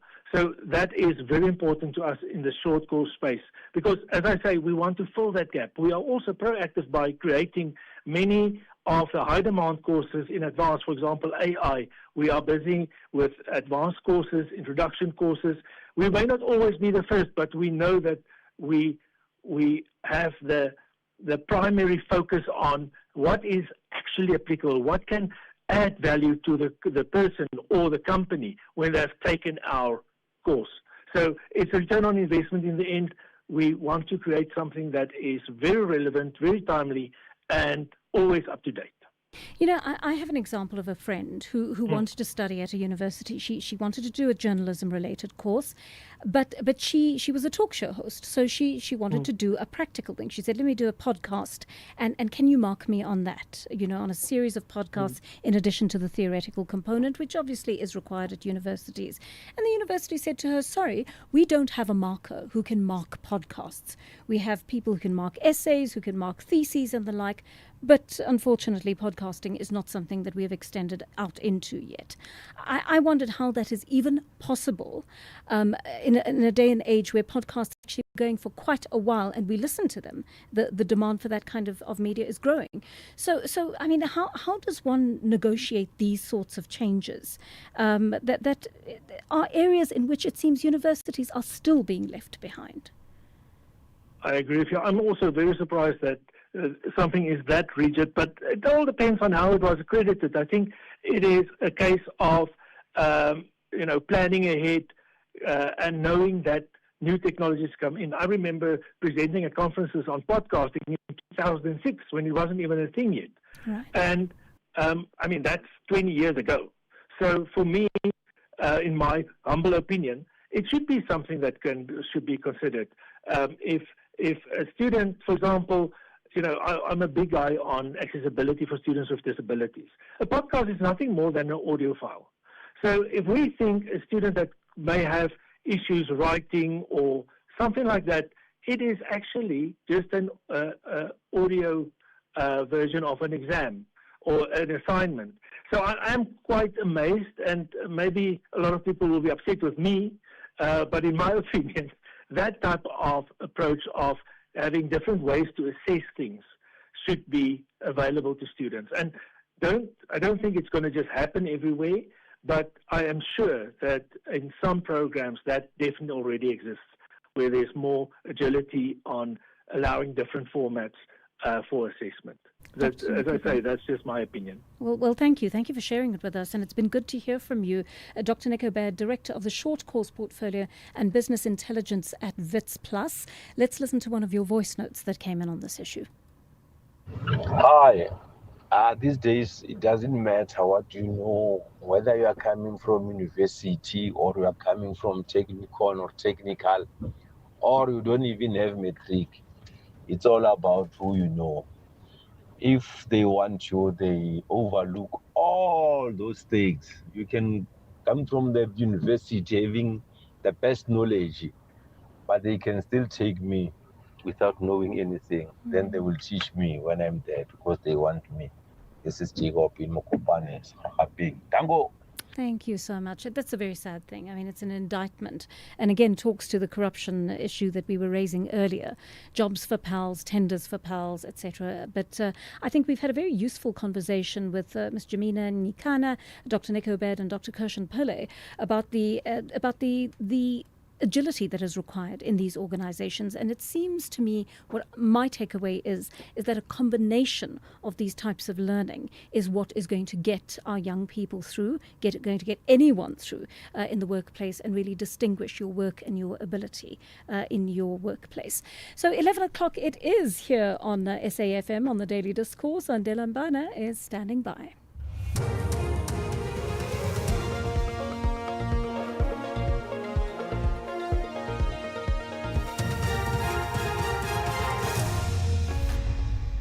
Thank you, Joanne. On the top story, Sergeant Ngozi to remain at the Hoshimaburu prison, and UN head welcomes Trump extension of ceasefire with Iran. For SAfm News, I am Ondelambana, and a very good morning. Suspended Police Sergeant Fani Nkosi will remain at the Hoshimaburu prison after his bail application was dismissed in the Pretoria North Magistrates Court.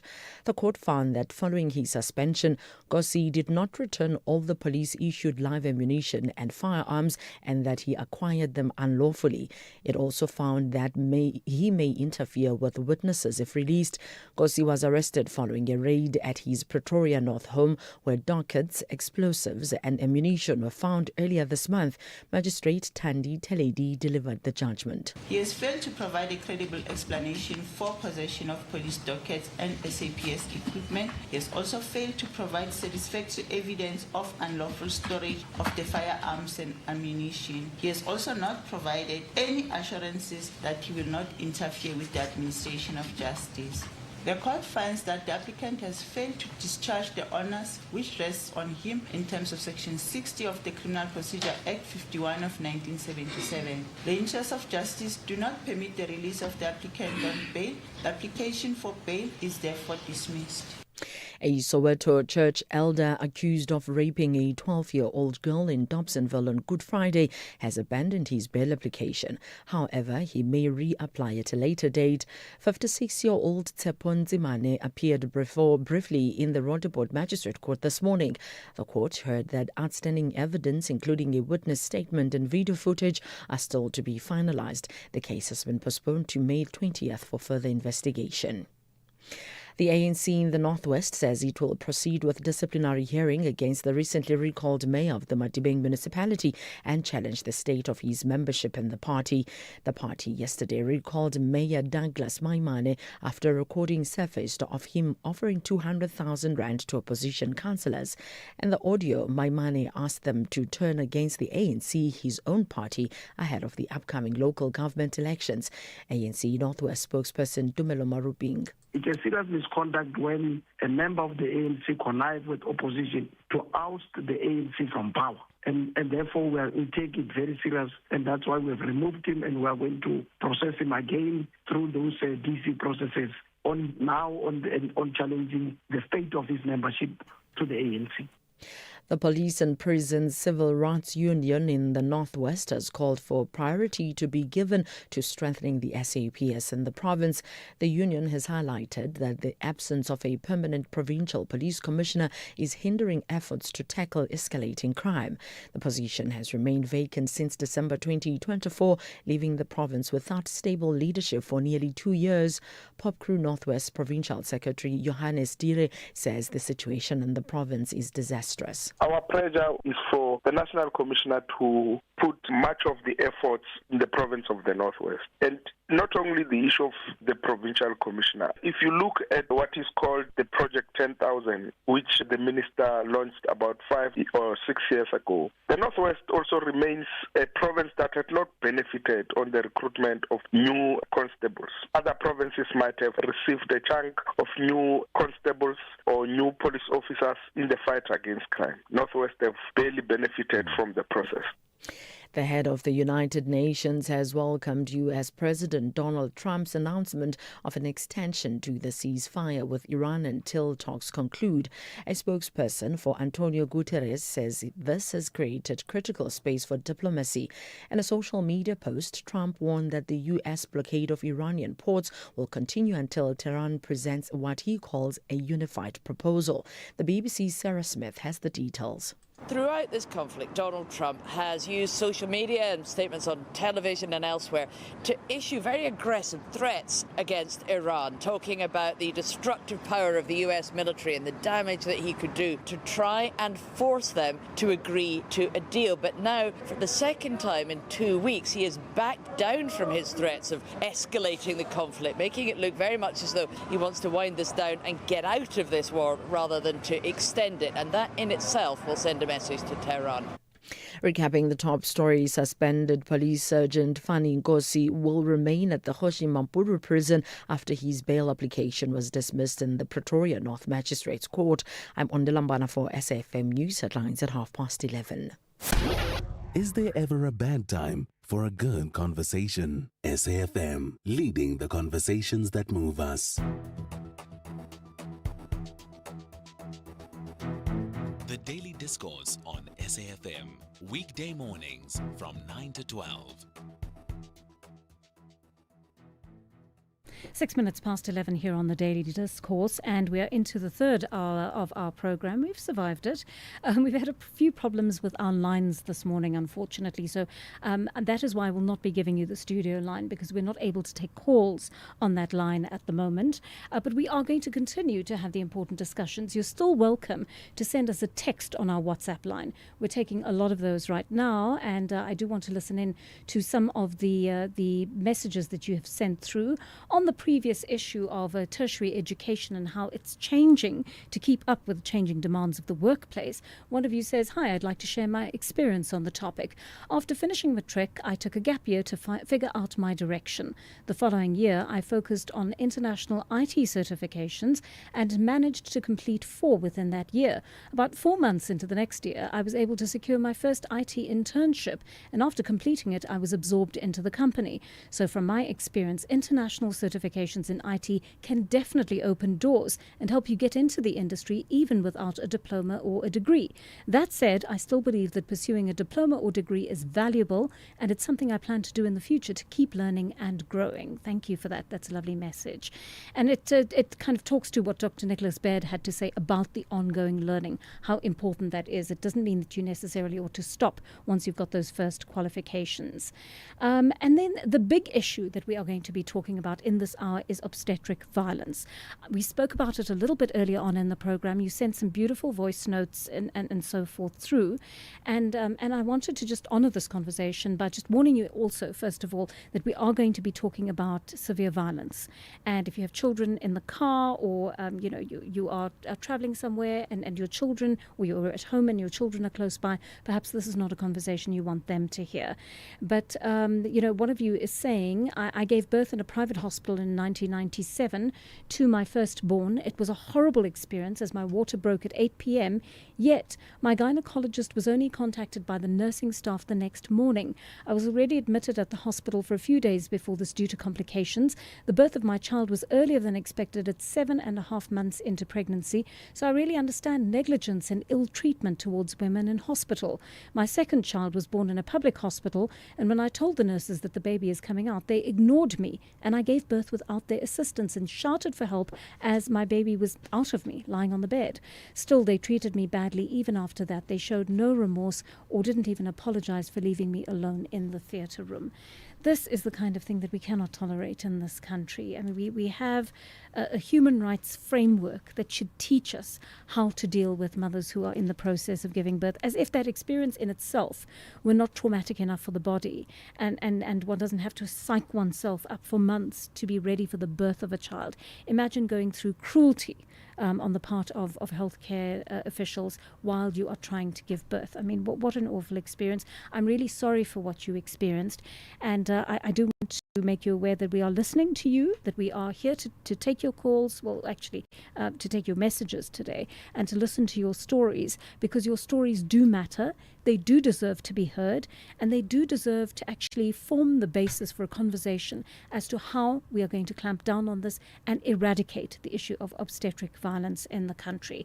We're going to take a short break, and then we will speak to the experts on this subject in a moment. You can become a victim of a legal problem: wrongful arrest, assault, uncontested divorce, rental dispute, maintenance matters, or labor problems. It can happen to you. Clientele Legal provides tough professional lawyers for an affordable monthly premium. Our legal team is standing by to assist you 24 hours a day. Join today. SMS SAfm to 32195. That's SAfm to 32195. Clientele General is an authorized FSP and licensed non-life insurer. T's and C's online. Standard rates apply. This Freedom Month, we reflect, we remember, and we celebrate how far we've come. 30 years into democracy, South Africa continues to shape a future grounded in justice, equality, and opportunity for all. Under the theme, Freedom and the Rule of Law. 30 years of democratic citizenship. SAfm will bring you all things freedom, the voices, the stories, and the conversations that matter. Join us as we honor the journey and explore what freedom means today. SAfm, leading the conversations that move us. The Daily Discourse, more than talk, real understanding. 11:11 here on the Daily Discourse with me, Joanne Joseph, and I'm sure you're aware that last year President Cyril Ramaphosa declared gender-based violence, femicide, a national disaster. But it takes more than we think. It takes more forms than we think, in fact. Obstetrical violence has become another concern related to GBV, and it refers specifically to the abuse that women experience in relation to childbirth. Embrace, the movement for mothers, has released a report that shows dozens of women are physically and verbally be abused, neglected, denied pain relief, or never asked for consent, or forced to have certain procedures when they're in labour or giving birth. So let's start our conversation by speaking to an expert on this. Julie Mentor is leader of Embrace the Movement for Mothers, and thank you so much for joining us this morning, Ms. Mentor, to give us your findings on this. You did an extensive report on this. Please give us an overview of what you found. Thank you so much for making space and time for this really critical conversation and for framing it so beautifully and compassionately earlier, Joanne. I really appreciate that. Yes, so Embrace commissioned a prevalence survey with the support of the Social Surveys Institute. We wanted to get an understanding of exactly how many women experience obstetric violence. Find it is the disrespect and neglect and abuse of people who are giving birth, pregnant, giving birth, and accessing healthcare services during that time.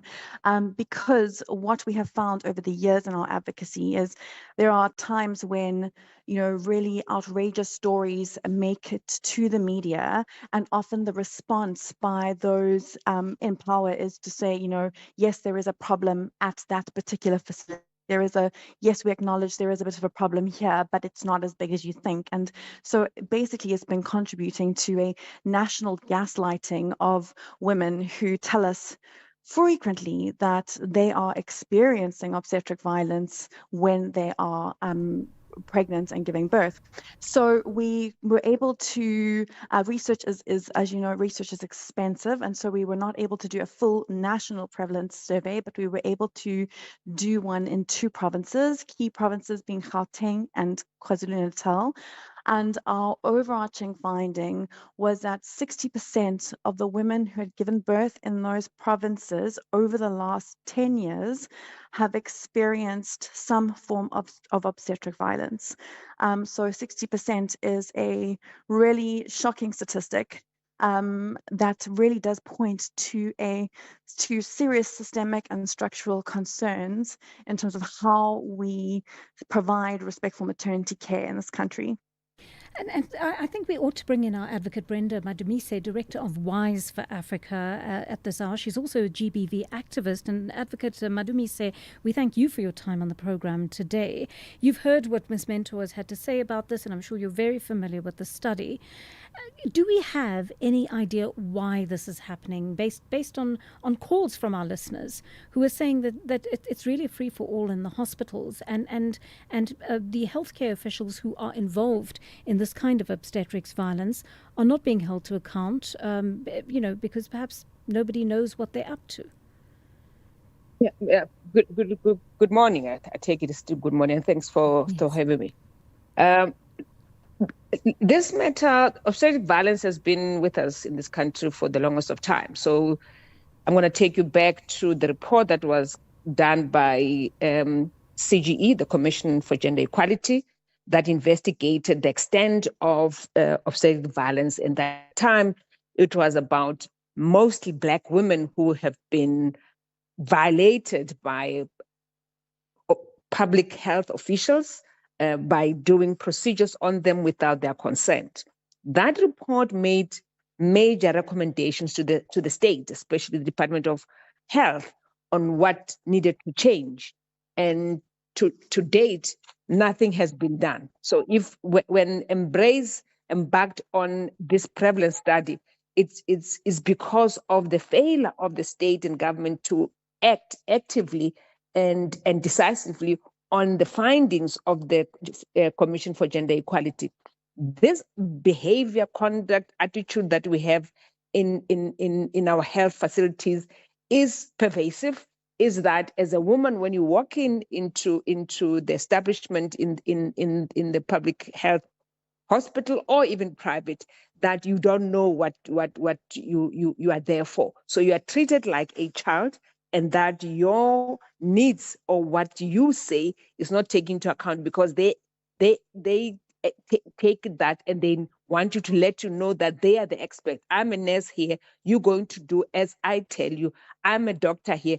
I'm going to tell you as you do. So they don't listen to women most of the time. When I tell you that I'm expressing pain and something's wrong, you don't listen to that. And that's the attitude, that you are not giving yourself time with your patient just to hear them and to listen to what they're saying. And it's pervasive, and it's something that has to be attended to. And I think what is happening with the profession, especially doctors who are gynecologists and obstetrics, is that they are leaving the gynae part of it because there is malpractice suit that are very high, and they're paying huge insurance policies around that, and they don't want to be doing it any longer, precisely because what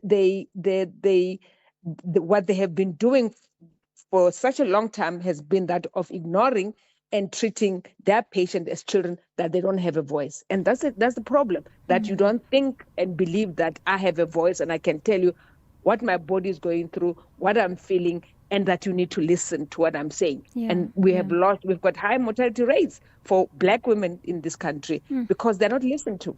Yeah. Ms. Mentor, let me bring you back in here. And I think our listeners want to know this. They're pretty mystified by it themselves. Many of them have been in public hospitals.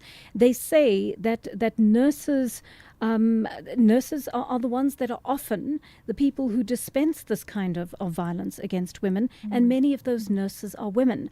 How do we square that up? Yeah, I think it is one of the hardest things to reconcile, but I think we need to understand that this is a systemic violence that is deeply rooted in all the power dynamics that have just been explained. And so, yes, the perpetrators, the direct perpetrators of the violence, as per our findings, are nurses and midwives, but they are functioning in a system that is overburdened and unsupported for them, and they are in the way that the healthcare system is designed is not one where it is necessarily always easy to provide patient-centered care, which is completely antithetical to what is needed at the time when you are most vulnerable and giving birth. And so when it's very easy to strictly point the blame at the nurse or the midwife, but I think that that's short-sighted in our approach. I think we need to look at much broader levels of government accountability to say, what is the kind of what sort of frameworks for care do we have in South Africa that would allow for a space where a healthcare provider is able to provide the kind of respectful maternity care as outlined in the guidelines that we have. So we have a policy on respectful maternity care, but implementation is severely lacking. And that's because I think there is not much guidance on how implementation is supposed to happen. There's not enough infrastructure support. We know that we don't have adequate nursing staff. We know that the ratio of patients to nurses is way too high. We know that attitudes around, as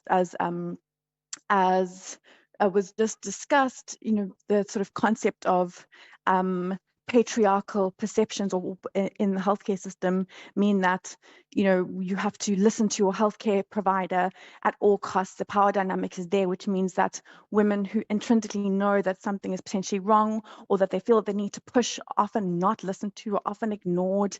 Often their experiences are deeply minimized. This is not an individual clinician issue. It is a systemic design failure that needs to be urgently addressed. But what it looks like at the face value is sort of a woman-on-woman kind of violence, and that's short-sighted. We actually can't allow it to rest there, because I think that allows us to shirk the blame from those who have the sort of governmental authority to make difference, and to put that at the hands of a midwife who is working an overlong shift with a very high patient load and has not been adequately supported. Right. So you're hearing the voice there of Julie Mentor. She's leader of Embrace, the movement for mothers. We're going to take a short break and we'll continue with this conversation after that. Moro, Moni, Dumela, Bonjour, Habari. You arrived in South Africa to build something better. New place, new challenges, new responsibilities. Now you can with the Mama Money bank account. Pay your rent, take care of your daily needs, build your life, and when your family needs you, you don't wait. You send money home, quickly, securely, from wherever you are. Because this is more than money, it's progress. Buy your Mama Money card today at Pick n Pay or a Mama Money agent. Mama Money, now you can. SABC2 is doing big things, and that's why I am here. I'm talking new shows, fresh energy, and stories that are going to move you. Pimville is just the beginning. I am Mandla Gaduka. Catch me Monday to Friday at 9 p.m.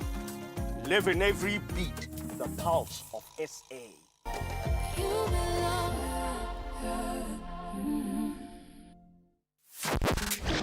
As we celebrate 90 years of existence, SAfm takes you back to the voices that shaped a nation. Tolani Gwala will be back again for you 6 to 9 Monday here on SAfm. And thanks, Tolani. Good morning and welcome to Morning Talk with me, Kim Gabadeli. The name is Bonge Kwala. Good to be with you till midday today. Let's engage South Africa. Welcome to Morning Talk on SAfm, South Africa's news and information leader, with me, Rowena Bird. 90 years of trusted voices. This is SAfm. You are listening to Joanne Joseph on SAfm. We are about to hit 23 minutes past 11 here on the Daily Discourse, and we're talking about the issue of obstetric violence. We seem to have lost our line to Advocate Brenda Madumise, but we're trying our best to get back on the phone to her. In the meantime, the conversation continues with Julie Mentor, leader of Embrace, the movement for mothers that has, through its study in KwaZulu-Natal and Gauteng, flagged the issue of women being abused as they give birth. So, Ms. Mentor, I mean, there are a couple of things that come up here, and one of them is much of our conversation is focused on the public sector and obstetric violence that has taken place there. What are you seeing happening in the private healthcare sector? So I think important to note that obstetric violence definitely does happen in the private healthcare sector. Of course, because of some of the structural reasons that I mentioned earlier, the kind of overcrowding, under-resourcing of the public healthcare system, you will see that more broadly. So our findings have told us that, yes, across the two provinces where our survey is located, the majority of obstetric violence has happened in the public healthcare system, but that is because that's where the majority of women give birth. However, the private healthcare system is not exempt from obstetric violence, and it just sort of the manifestation of what that violence looks like is slightly different. So we're seeing high numbers of coercion into procedures that women do not either fully feel that they've consented to or have understood or felt pressure to. So, for example, feeling like they're being put into a cesarean section without fully understanding the medical significance of that procedure, not being listened to being another big one, identifying that something is not feeling right in their bodies during labor, or that they feel an urge to push and sort of not being listened to, having their experiences minimized. Those are sort of, so it looks a little bit different than perhaps the more sort of what we would understand as the egregious forms of obstetric violence that happen in the public healthcare system, where women will report being, pinched, pushed, slapped, shouted at. And a lot of that is also because in the public healthcare system, often women are giving birth alone, whereas in the private healthcare system, women often giving birth have a birth companion with them, whether it's their partner or a sister or a family member. And that is why one of our recommendations, as per the report, and something that we've been advocating for a long time, is for birth companions to really be recognized as a valuable addition to the maternity healthcare system, whether it is in the form of doulas who are trained to provide this service, or whether it's really just creating welcoming environments for partners, family members, sisters, friends to accompany women during labor and delivery. So, Ms. Mentor, give me a sense of what kind of intervention you need right now. I think Advocate Madumise has been very clear on the fact that this has been addressed to government before. Yes, if we're to believe her, you've been ignored, essentially. What is the next step for you? So earlier this year in February, we conducted, just previous to launch launching our report, we went to the Department of Health and we had a picket called Laundry Day, where women came and shared their stories written on bed sheets that had travelled across the country. And we hung out an oversized laundry line outside the National Department of Health. And with that, we brought a memorandum of demands, which we presented to the department in Pretoria. And effectively, we're calling for three things. The first is in line with what Advocate Madumisa was calling for, which is accountability and reparative justice for survivors. So the first thing that we need to do is we need to develop legislative recognition of obstetric violence as a distinct legal harm. That will allow for a whole bunch of accountability opportunities to happen, once where there is legal recognition. We want to implement standardized monitoring and consequence management protocols for obstetric violence.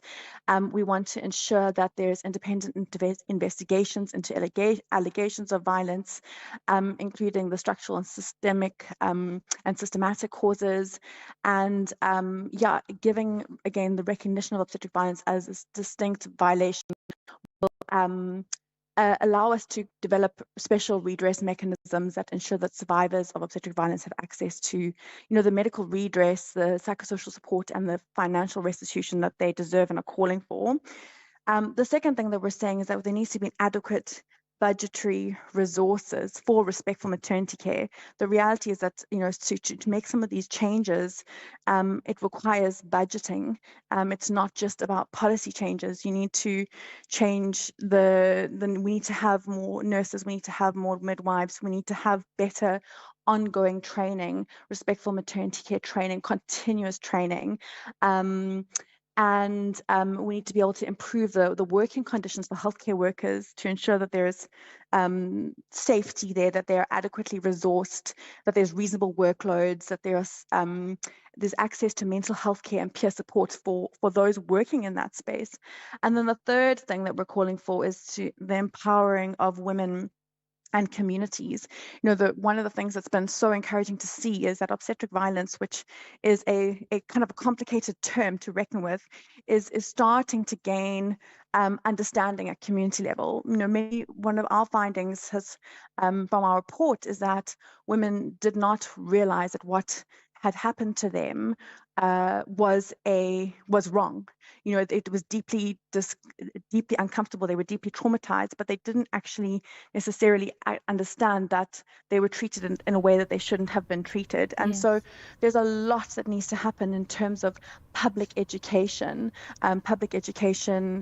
In every hospital, in every facility, it should be a sort of a know your rights, this is what you deserve, sort of right up there behind your bed as you are giving birth, so that if you, or as I said, your birth companion, your sister, your husband, whatever, is seeing this and you're hearing, hold on a second, I've just been spoken to like I am a child, not like I'm an adult with a body who deserves to have informed consent. You're able to kind of twig those things into people's minds, and so that we can empower women to acknowledge that they deserve better. And we are also again, as I said, really mandating that every facility in policy and practice allows birth companions in labor wards, in delivery wards, and in the postpartum wards. We get a lot of pushback for this because this is not the reality, and there seems to be a sense that it's not always possible to fit another body into the room, considering space constraints. But we're really asking government and hospitals to rethink this, because the way that this is an opportunity for us to protect women, the opportunity is too high. Exactly. So we need a bit of creative thinking, and ultimately we need the will to say, absolutely, at a bare minimum, you should be able to have the person that you're most comfortable with you at all times. And if you are on your own, if you're particularly vulnerable, you don't have someone, then we've got services like doula services that we can reach out to make that service available to you. Thank you so much for that, Julie Mentor, leader of Embrace, the movement for mothers, talking about ways of eradicating obstetric violence. Just after 11:30, Undela Mbana is standing by with your latest news headlines. Thank you, Joanne. On the news headlines, suspended police sergeant Fani Nkosi will remain at the Hoshimampuru prison after his bail application was dismissed in the Pretoria North Magistrates Court. Suspended Sedibeng SAPS District Commissioner Mbangwangwashu has told the Madlanga Commission that he was related to murder-accused Katiso KT Molefe through marriage. And the latest data released by Statistics South Africa shows that consumer price inflation increased marginally from 3% in February to 3.1% in March. A full update follows at the top of the hour. Call SAfm now on 086 000 2032. 11:32. It has just gone here on the Daily Discourse. Difficult to hear some of the things that both the advocate and Ms. Mentor spoke about there in regard to the way women are being treated in hospital when they give birth. It really is very alarming, and I think one of the most alarming aspects of it is the fact that women don't know their rights when they go in to give birth, and so this kind of behaviour, this misconduct, and this violence against women has become so commonplace that they think it's normal, and they think that their rights, they don't think twice about their rights being breached in a situation like that. Let's listen to some of your voice notes on this. Hello, my sister and SAfm listeners. Is your name is still? I'm still trying to digest your name. You know, my sister, nurses are very cruel. Those guys are cruel. When a woman is giving birth, it's an insult to them. They forget that they came through the same way into this world.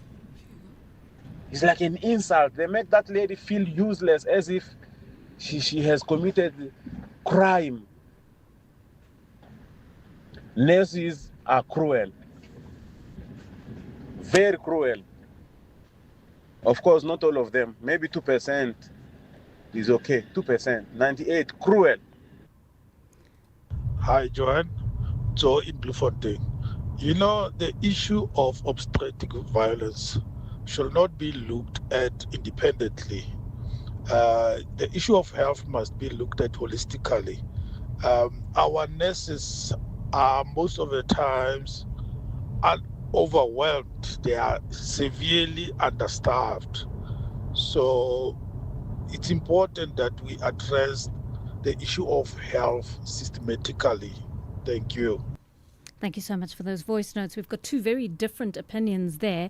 One of you saying health workers are having a really hard time. It's difficult for them to operate in those environments. And one of you saying quite a number of them are cruel. I don't think we can paint all nurses with the same brush, and we mustn't. We must avoid doing that. There are nurses who are really excellent at their jobs, and despite the difficult circumstances in many hospitals, are doing their best. Let's take a caller. I hope our lines are working. Zola in Bloemfontein. Are you with us?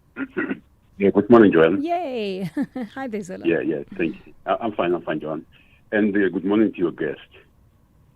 Joanne, I can see we are concerned about the behavior of nurses in the hospitals or in workplaces. But we must also look at their working conditions, where they are working. Are they being protected by the employer? Is the working environment conducive for them? Are their needs and their rights also being respected by the employer? I'm not condoning the wrong things that they do, but you must also look at their working conditions. Do the unions also attend to the problems of the nurses so that they can be motivated and they must love their jobs? But if we just criticize and we don't look at their working environment, then it's a problem. Lastly, Joanne, let us not end up only with the nurses. Let's also come to the SAPS. I hope you can get the guests of the SAPS in the Free State or somewhere, because there are also problems there. Cases are not attended to. You don't get a report back. Mm-hmm. It's a problem. So let us look at the working environment of those people, and we must support them to do the right thing. Our action, the employer's action against them must be corrective, not punitive, and assist them, motivate them to do their job and respect the Batupili principle. Thank you, Joanne. Zola, thank you. I think that's a very fair thing that you say in both of those contexts, that it's all very well vilifying the nurses, and in many cases what they are doing is wrong. If you have committed violence against a patient, you've broken the law, right? And you have not also respected the oath that you've taken to look after people and to help them heal from whatever it is that they have come to that hospital for. But at the same time, nurses very likely do become somewhat desensitized in an environment where they themselves are being abused because the systems don't work. They don't have the resources. They're working extremely long hours. They're doing it under conditions that no healthcare professional should be forced to work under, right?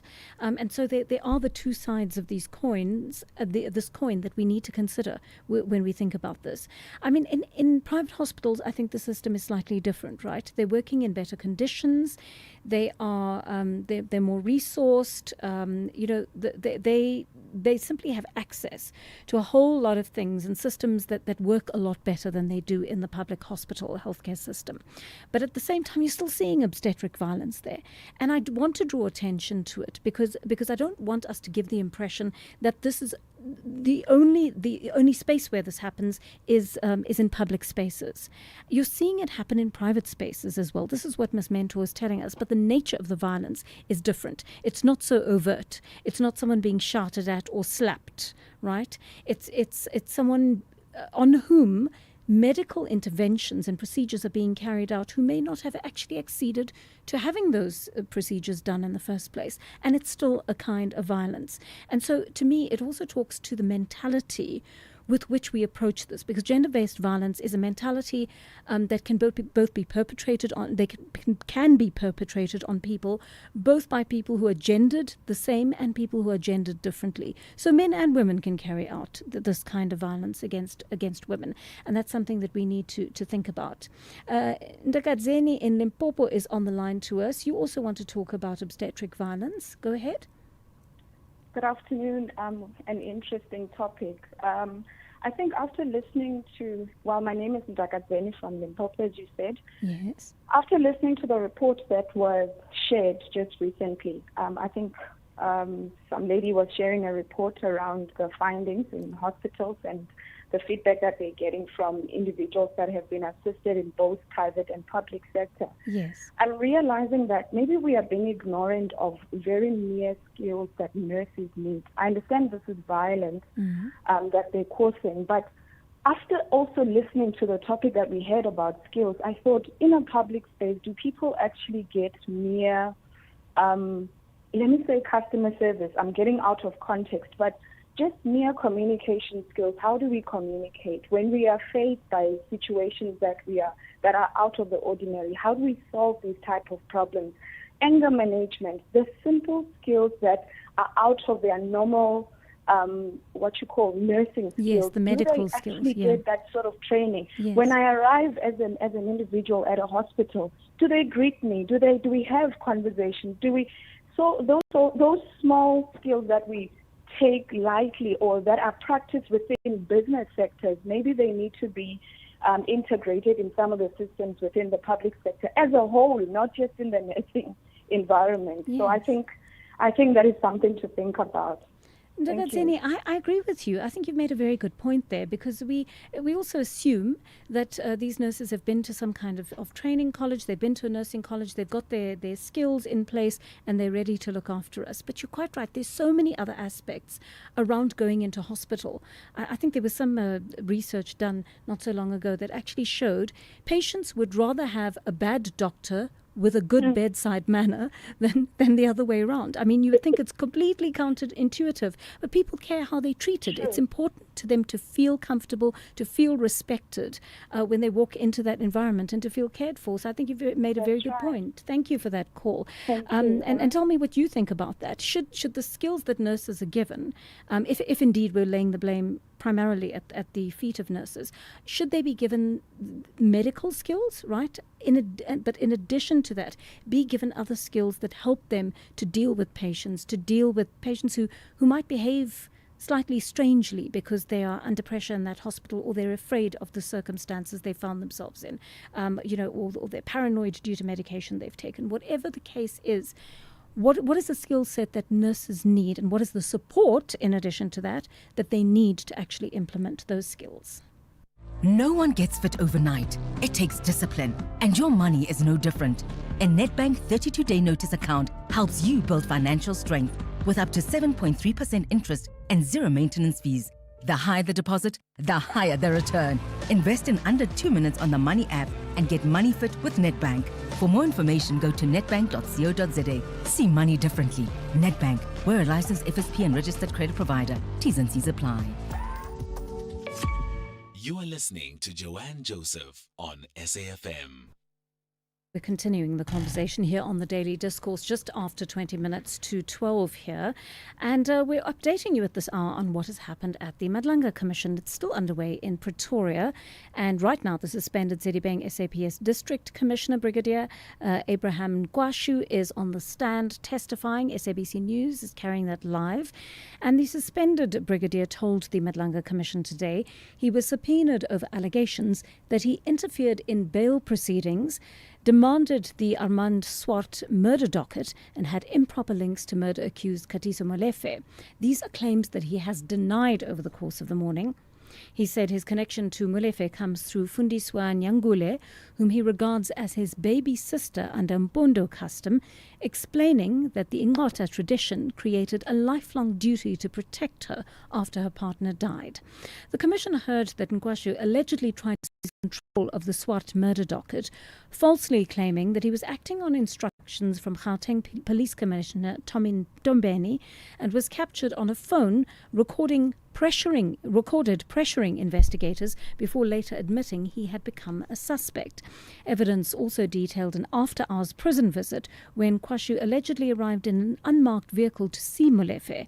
He claimed to be a relative, apparently, attempting to deliver food and clothing, and those were allegations that contributed to his suspension as the Sedibeng Deputy District Commissioner. So, as I said, he is still on the stand right now at the Madlanga Commission in Pretoria. We are continuing to take your calls here on SAFM on the Daily Discourse. We've been talking obstetric violence in the last few minutes. And Peter in KwaZulu-Natal is on the line to us. Peter, you come from one of the provinces that was fingered as one of the key problems in this whole issue. Peter, are you able to hear us? I'm hoping we haven't lost our line to you, Peter. Can you hear me? Yes, I can hear you. Thank goodness. Keep going. Okay. I last did obstetric work in the 80s and early 90s, in the days when things were still working in the government system. But what we've got to keep in mind is that the population was then 40 million and it's now 60 million. So there's been a 50% increase in the population in the last 30 years. But there hasn't been a 50% increase in the health services. So the nurses and the hospitals are still working at the level that they were designed to work at, but they've got an extra 50% load. And this is incredibly stressful for the nursing staff. And it's very easy to blame nurses and that, but if you yourself had to go and sit in a labor ward in a government hospital, you would be horrified to see what it is like to put 3 patients through a place that's only designed for 2 patients. Yes. And then you talk about having someone to go and sit in the room and hold their hand on it. Yes, it sounds wonderful. Let me tell you, in a labor ward, in a government hospital labor ward, there is no space to put somebody else as well. So all these things are all very nice to talk about, but the bottom line is, until the healthcare service is increased by at least 50% for the population that's available now, let alone this another 50% in the next 15 years, this thing is going to carry on. Yeah, I mean, I suspect so. Peter, are you part of the system? Do you work in the system? You used to be, right? So I mean, I think we do need to. I can tell you, when I was there, all these complaints didn't happen. In those days, there was enough nursing staff, and then there was medical staff around and all this kind of stuff. All these complaints just didn't happen in those days. Right. And Peter, that's thank mostly you. because of numbers. Yeah, and that's understandable because obviously healthcare has changed post-apartheid. Peter, thank you for sharing that with us. I still do think we need to draw a distinction between the actual violence and the difficulty that nurses are facing. It's very real, but sadly, we've got to find a way around it. 11:46 here on the Daily Discourse, and of course, I'm saying goodbye to you for now because the book reading of Jabu Stone's book, Turning Passion into Profit, is what takes over now. We are going to get back to it tomorrow at 9 o'clock here on the Daily Discourse. Looking forward to joining you then. Have a fantastic day, and we'll see you tomorrow. Take care. Bye-bye.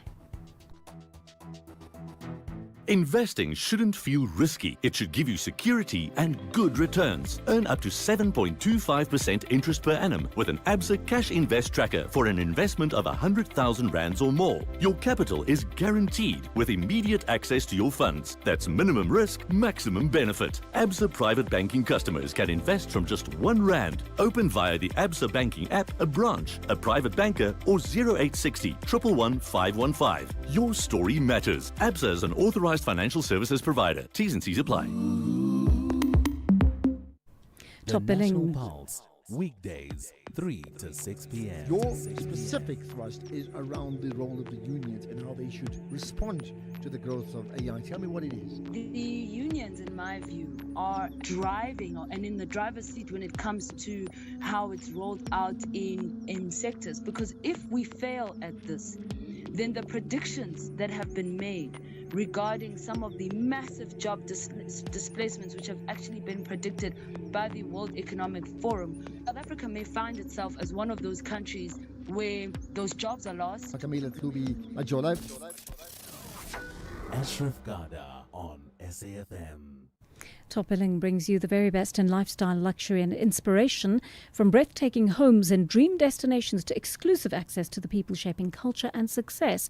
This is where style meets substance and every story shines. Tune in to the new season of Top Billing on S3, Thursdays at 7 p.m. starting from the 30th of April. Repeats Tuesdays at 9:30 p.m. on SABC1. You can also stream Top Billing live on SABC Plus, available on all app stores and on your smart TV. Top Billing, the best of the good life. SAfm presents another episode of the book Turning Passion into Profit by Jabu Stone, read by Samson Komalo. Please note that the views expressed in this book are not that of the station. Listeners' discretion is advised.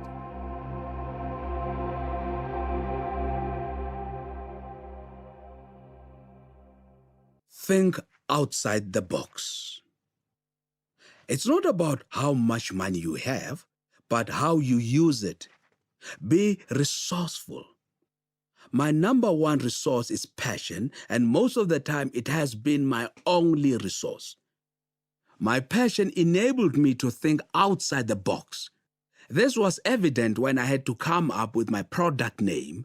At the time, the product came in a white container with no name. I didn't know about the no-name brand concept. Had I known, I probably would have gone that route. But as they say, sometimes simple solutions are within us. We don't have to move heaven and earth looking for them.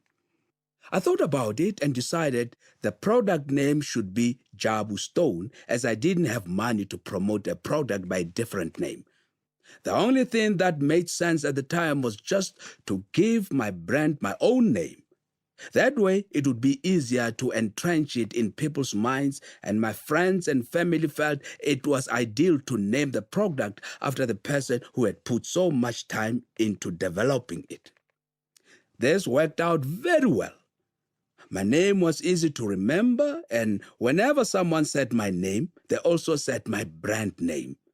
When dreadlocks started to become popular, my brand name also became more entrenched. That was a stroke of genius on my part, I must say. I was selling myself literally. Leverage. Lack of money to advertise helped me come up with a simpler solution for my business. Today, all my products are still under the brand name Jabu Stone. Talk about legacy. I also managed to get celebrities. Some, when they were starting out as my clients, people like Jerry Ransedi, Elson, Lawrence Tabani, Tsepo Mabona, Nakedi Ribani, Shadow Twala, Seloma Kekangube, Nambita Mpumlwana, Yvonne Chaka Chaka, Sipo Hot Sticks Mabuze, Zenani Mandela. The late Shoes Musweu and Lucky Dube, may their souls rest in peace, were also my clients. They endorsed my style and my product, and word quickly spread about the new style in town. I guess that was when I really started to be in business, and Jabu Stone became a household name.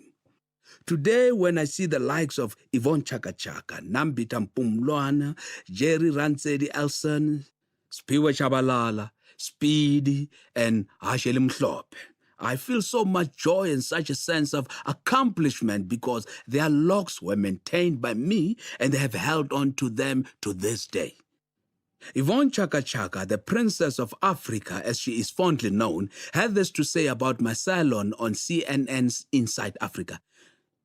When you get out there, you are so satisfied you look like a true African.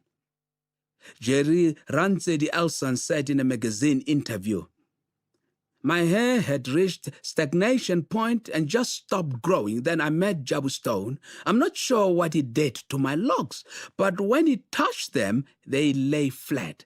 I will always be grateful to Jabu because he set up the formation of my locks. As a result of the endorsement, the negative stigma associated with hair locks started fading away and the demand for the style grew, resulting in a demand for my products. This meant that at this point, retailers were also willing to carry my products. Bring something to the table. Some young men who used to wash cars in downtown Johannesburg, Doornfontein, where I took my car to be washed, asked me for money to buy a public cell phone. When I asked them how much money they wanted, they asked for the full amount required to purchase the public phone. I told them that while I would not give them the full amount, if they managed to raise half the money, I would be prepared to assist them with the other half. They worked hard, and once they had half the money, they told me, and I gave them the rest. When they wanted to buy a second phone, we did the same thing. Today, those young boys are responsible family men who own a successful tow truck company in Soweto. I would like to believe that the lesson I taught them about money has been one of the contributing factors to their growth and success. The moral of the story is that lack of money should never be reason enough for you not to be able to pursue your dreams. I never got finance from any bank for my business to thrive. However, I didn't let that deter me. Instead, it became my source of inspiration to be able to achieve my goal despite the lack of finance. Strive to be like those boys who were able to understand that in order to get what you want, you have to put something on the table too. Most of the time, this is what financiers require. If they're going to risk their money, you have to be willing to risk something too. But even if you can't get assistance, even when you are willing to put something down, don't be discouraged. Take the example of artists who go for an audition for a singing contest. They prepare themselves by practicing. When they get to the auditions, they ensure that they have at least done enough to secure a callback or move on to the next round. Only the prepared contestants are able to move forward. Those who are not prepared will always be left behind as they didn't do their part. The same applies to business finance. Financiers or investors always go with entrepreneurs who have done their part. It is not that easy to get finance when you don't put anything on the table. So make sure that you try your utmost best to have something to put down in order to improve your chances of receiving finance. It's easy to fall into the trap of thinking, if I had that much money, everything would be smooth for me. That implies you are not seeing the bigger picture. You have to do what you are passionate about, irrespective of the reward. At the end of the day, money is exactly that, a reward. I had a purpose. I wanted to make an impact. I wanted to change the way women viewed themselves. So even with the success that followed, I have never stopped working hard.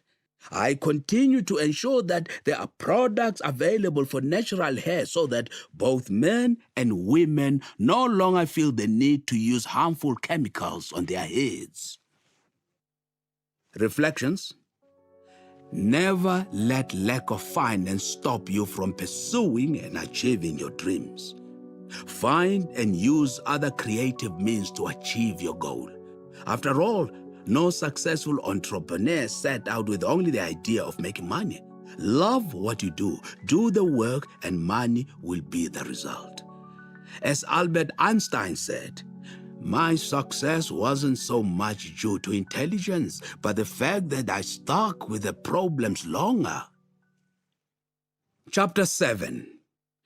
Patience, persistence, and perseverance. The power of courage. Stories of instant success are few and far between. Mine is definitely not one of them. I always say to those who manage to achieve success instantly, bravo, keep on moving. In my case, it came at almost a snail pace. They say all good things come to those who wait. This is so true, especially in business. Patience, persistence, and perseverance have been the order of the day for me. But it is important to note that those 3 P's can only be possible in the presence of passion. Doing business in the 1990s in South Africa was not nearly as easy as it is now, although South Africa is still regarded as one of the countries where it is not that easy to do business. I think the World Bank currently ranks us at number 43. The state of the country was fragile as it was going through a transition. However, I managed to soldier on, tough as it was. Between my hair salon business in Newville and my product not doing that well, things were not really looking good. Being in such an obvious and perfect location meant that things were never going to be easy, as I later discovered. A lot of the Rastafarians had dreadlocks, and the only thing they needed was upkeep and a product available to perform that task. The mountain shouldn't even have been steep to climb. My product was going to prevent hair with locks from discoloring and help it to grow healthy and well-nourished. The discoloration had nothing to do with the hair being dirty because, contrary to popular belief, hair with locks gets washed more often than most other hairstyles. But the more I tried convincing the Rastafarians to use my product, the more I hit a brick wall. Finally, I gave up on them and focused on another sector of the market. Hence, I started with the celebrity endorsement mentioned previously. I had considered Rastafarians to be my target market. However, their reluctance to accept or use my product or my services meant I had to come up with another plan. I did, and I kept going on.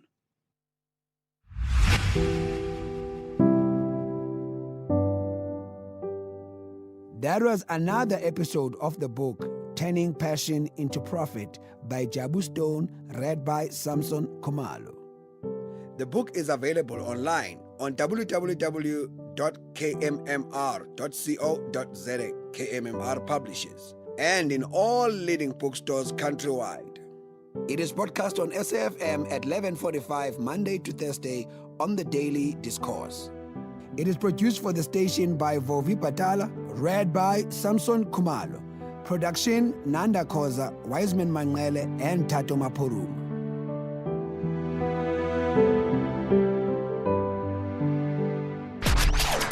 SAfm 104 to 107 nationwide.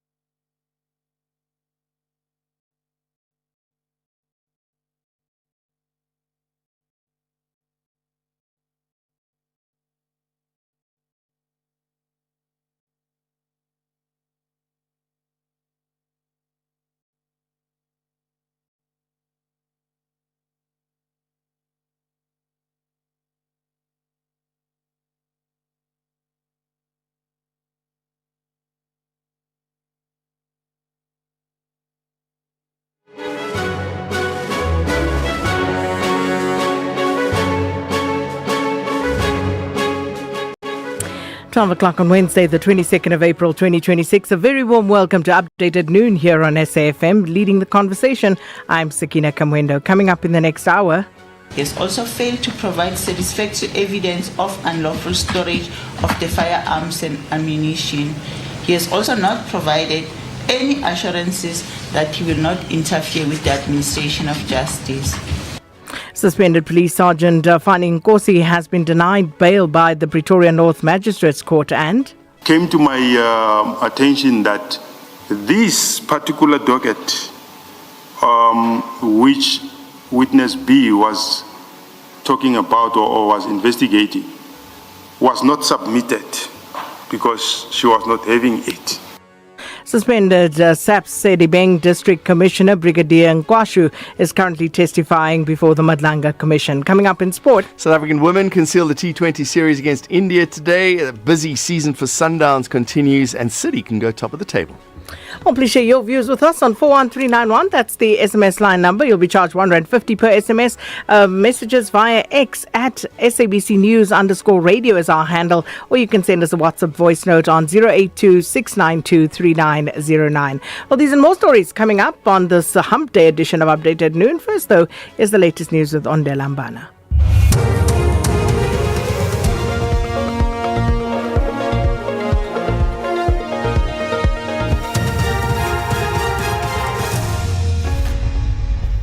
Thank you, Sakina. On the top story, Sergeant Nkosi to remain at the Mampuru prison and suspended Commissioner Nkwashu testifies at the Madlanga Commission.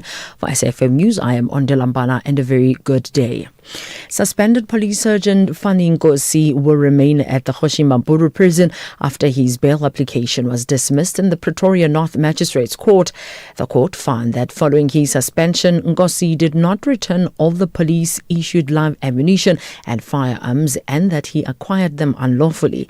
It also found that he may interfere with witnesses if released. Nkosi was arrested following a raid at his Pretoria North home where dockets, explosives and ammunition were found earlier this month. Magistrate Tandi Teledi delivered the judgment. He has failed to provide a credible explanation for possession of police dockets and SAPS equipment. He has also failed to provide satisfactory evidence of unlawful storage of the firearms and ammunition. He has also not provided any assurances that he will not interfere with the administration of justice. The court finds that the applicant has failed to discharge the onus which rests on him in terms of Section 60 of the Criminal Procedure Act 51 of 1977. The interests of justice do not permit the release of the applicant on bail. The application for bail is therefore dismissed. Gauteng Social Development MEC Nomandungo Moralihogo has called for justice for victims of gender-based violence. She was speaking outside the Roodepoort Magistrate Court west of Johannesburg, where 56-year-old Tsepo Nzimane appeared in connection with the rape of a 12-year-old Dobsonville girl. Nzimane abandoned his bail application before the matter was postponed for further investigations to the 20th of May. The court also heard that key evidence, including a witness statement and video footage, are still outstanding. Ngomoralihogo has called for all stakeholders to work together in fighting gender-based violence. We are bringing all the stakeholders now to assist us because they are part of the communities, leaders of the community. They must stand up, all of us, working with government, partnering and collaborating, working with organizations. As you can see that our NGO is here too, including other organizations, which is the African National Congress. But we're happy that now we're not politicizing this. All political parties are working and they are talking the same language of no to GBV in our country. And we need justice for our child, for our daughters, for our young men, by the way, because it's not only girls that are being traumatized. Suspended Sedibeng SAPS District Commissioner Mbangwa Nkwashu has told the Madlanga Commission that he was related to murder-accused Katiso Katie Molefe through marriage. Nkwashu has been implicated through the testimony of witness B, who alleged that he attempted to obtain the murder docket in the case of Vereniging engineer Amand Swart.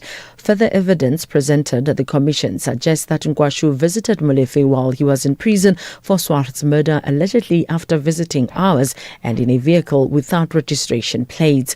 Ngwashu has told the commission that he met Molefe through his partner, Fundiswa Nyandule, who was previously married to Ngwashu's wife's late younger brother. We met at a restaurant also in Alberton. When I met Katis, When was this? that was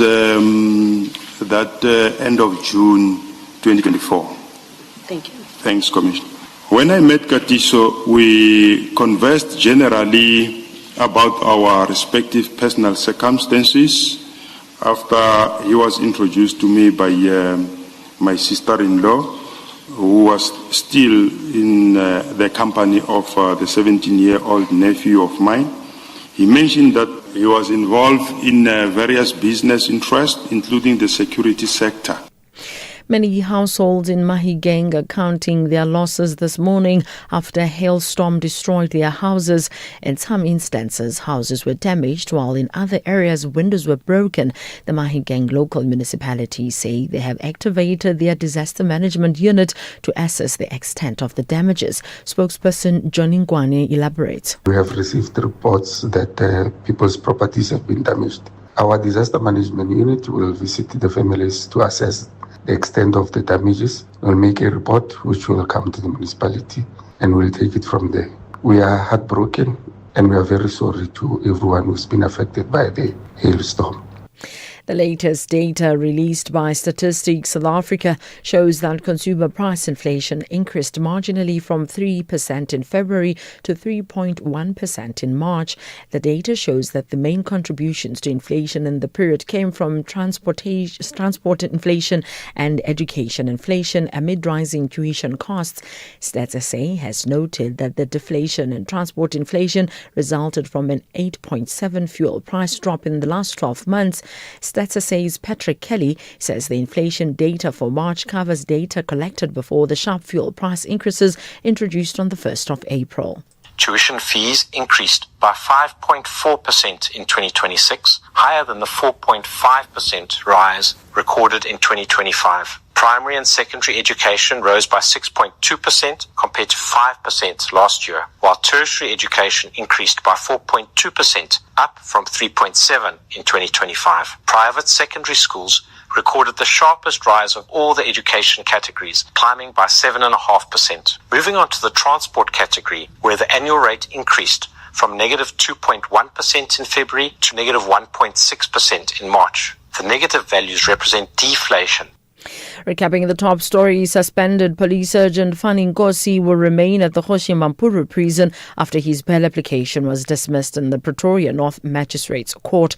I am on Delambana for SAfm News Headlines at 12:30. Update at noon with Sakina Kamwendo, midday to 1 p.m. Update at noon with Sakina Kamwendo.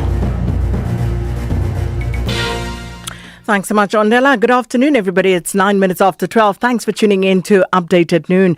Well, we want to quickly update you on a few stories, including that bus accident that took place earlier today in Limpopo. And we'll just get a word there on what the latest is from the Limpopo Transport Department spokesperson. And also just a quick roundup of some of the stories in the courts before we'll return you to the Madlanga Commission, where the suspended Sedibeng SAPS District Commissioner, Brigadier Abraham Nkwashu is testifying. But before that, let's take a quick break.